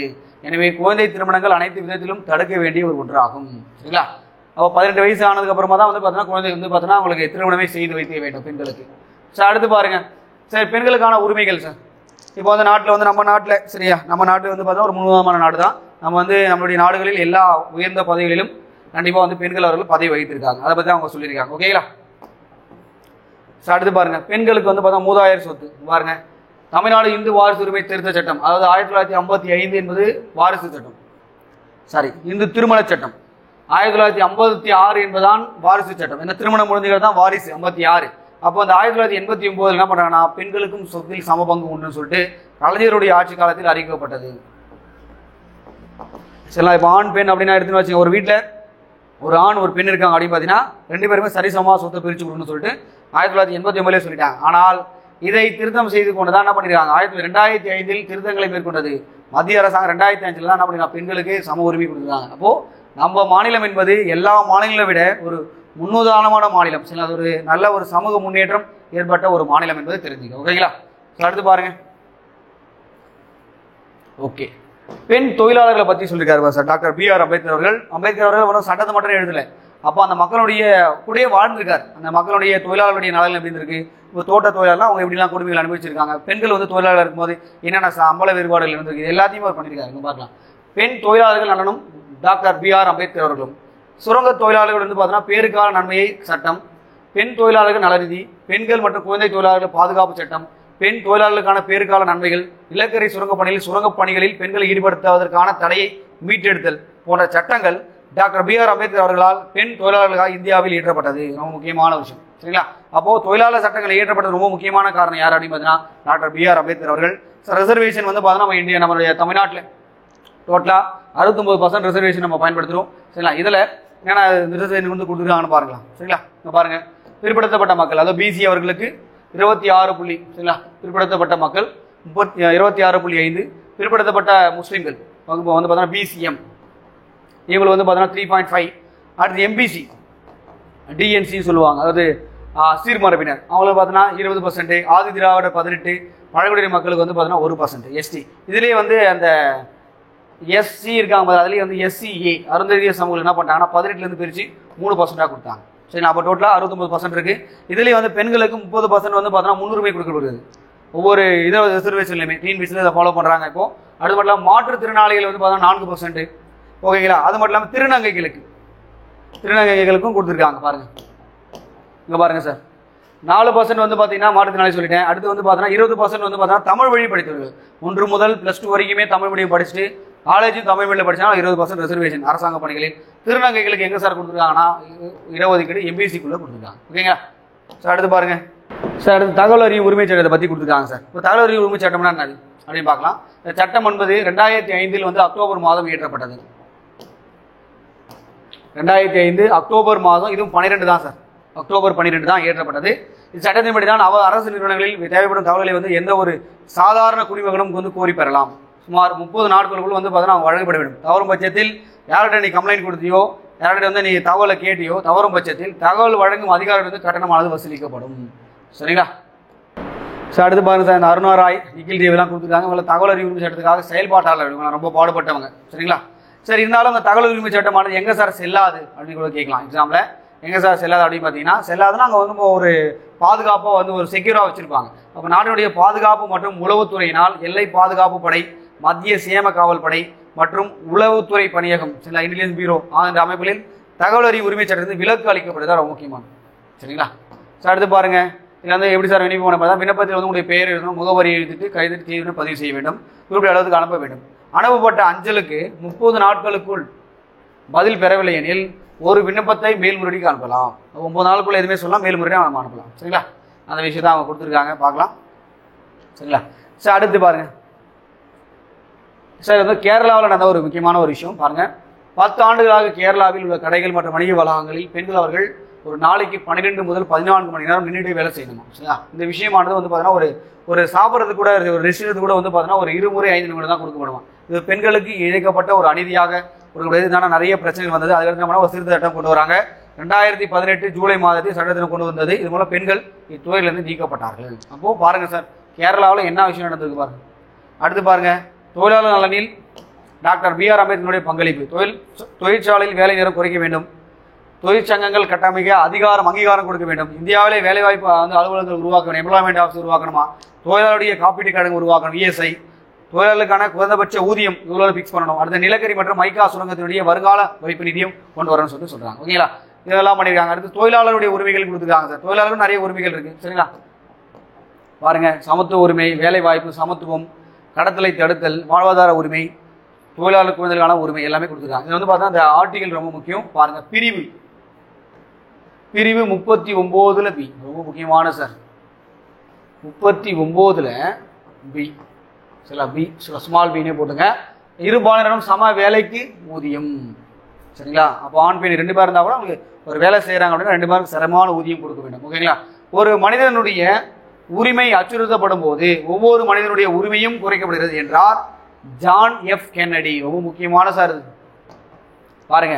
ஒரு மனிதனுடைய உரிமை அச்சுறுத்தப்படும் போது ஒவ்வொரு மனிதனுடைய உரிமையும் அங்கு குறைக்கப்படுகிறது அப்படின்னு சொல்றாங்க. அப்போ உலகம் நாகரிகமடைந்த நாடுகள் சமத்துவத்தை வலியுறுத்துகின்றன. சமத்துவத்தை உறுதி செய்ய நாடுகள் மனித உரிமைகள் மீதும் கவனம் செலுத்துகின்றன. இது ஒரு நாட்டினுடைய அமைதியை நலன்கள் மற்றும் முன்னேற்றத்துக்கு உதவக்கூடியதான். அப்போ மனித உரிமை என்பது ஒரு நாட்டினுடைய முன்னேற்றத்துக்கு ஒரு முக்கியமான ஒரு விஷயம் தான். ஓகேங்களா? அப்போ மனித உரிமைகள் பத்தி நான் சொல்லிட்டேன். இந்த மனித உரிமைகள் என்பது எக்ஸாம் பாயிண்ட் எப்படிலாம் கேட்பாங்க எல்லாமே சொன்னேன். புக்கை தாண்டி நிறைய விஷயங்கள் சொல்லியிருப்பேன் நினைக்கிறேன். சரி, அந்த விஷயங்கள் எல்லாமே கொஞ்சம் கரெக்டாக நோட் பண்ணி வைங்க. எப்படிலாம் தேர்ந்தெடுப்பாங்க, எப்படிலாம் இப்போ தலைவரெல்லாம் யார் இருக்காங்க அப்படின்னு கேட்பாங்க. சரி, தற்போது தமிழ்நாட்டுடைய தலைவராக யார் இருக்காங்க அப்படின்னு கேட்கலாம். சரிங்களா சார்? இப்போ தற்போது தமிழ்நாட்டுடைய தலைவராக இருக்காங்கன்னா எஸ் மணிக்குமார்.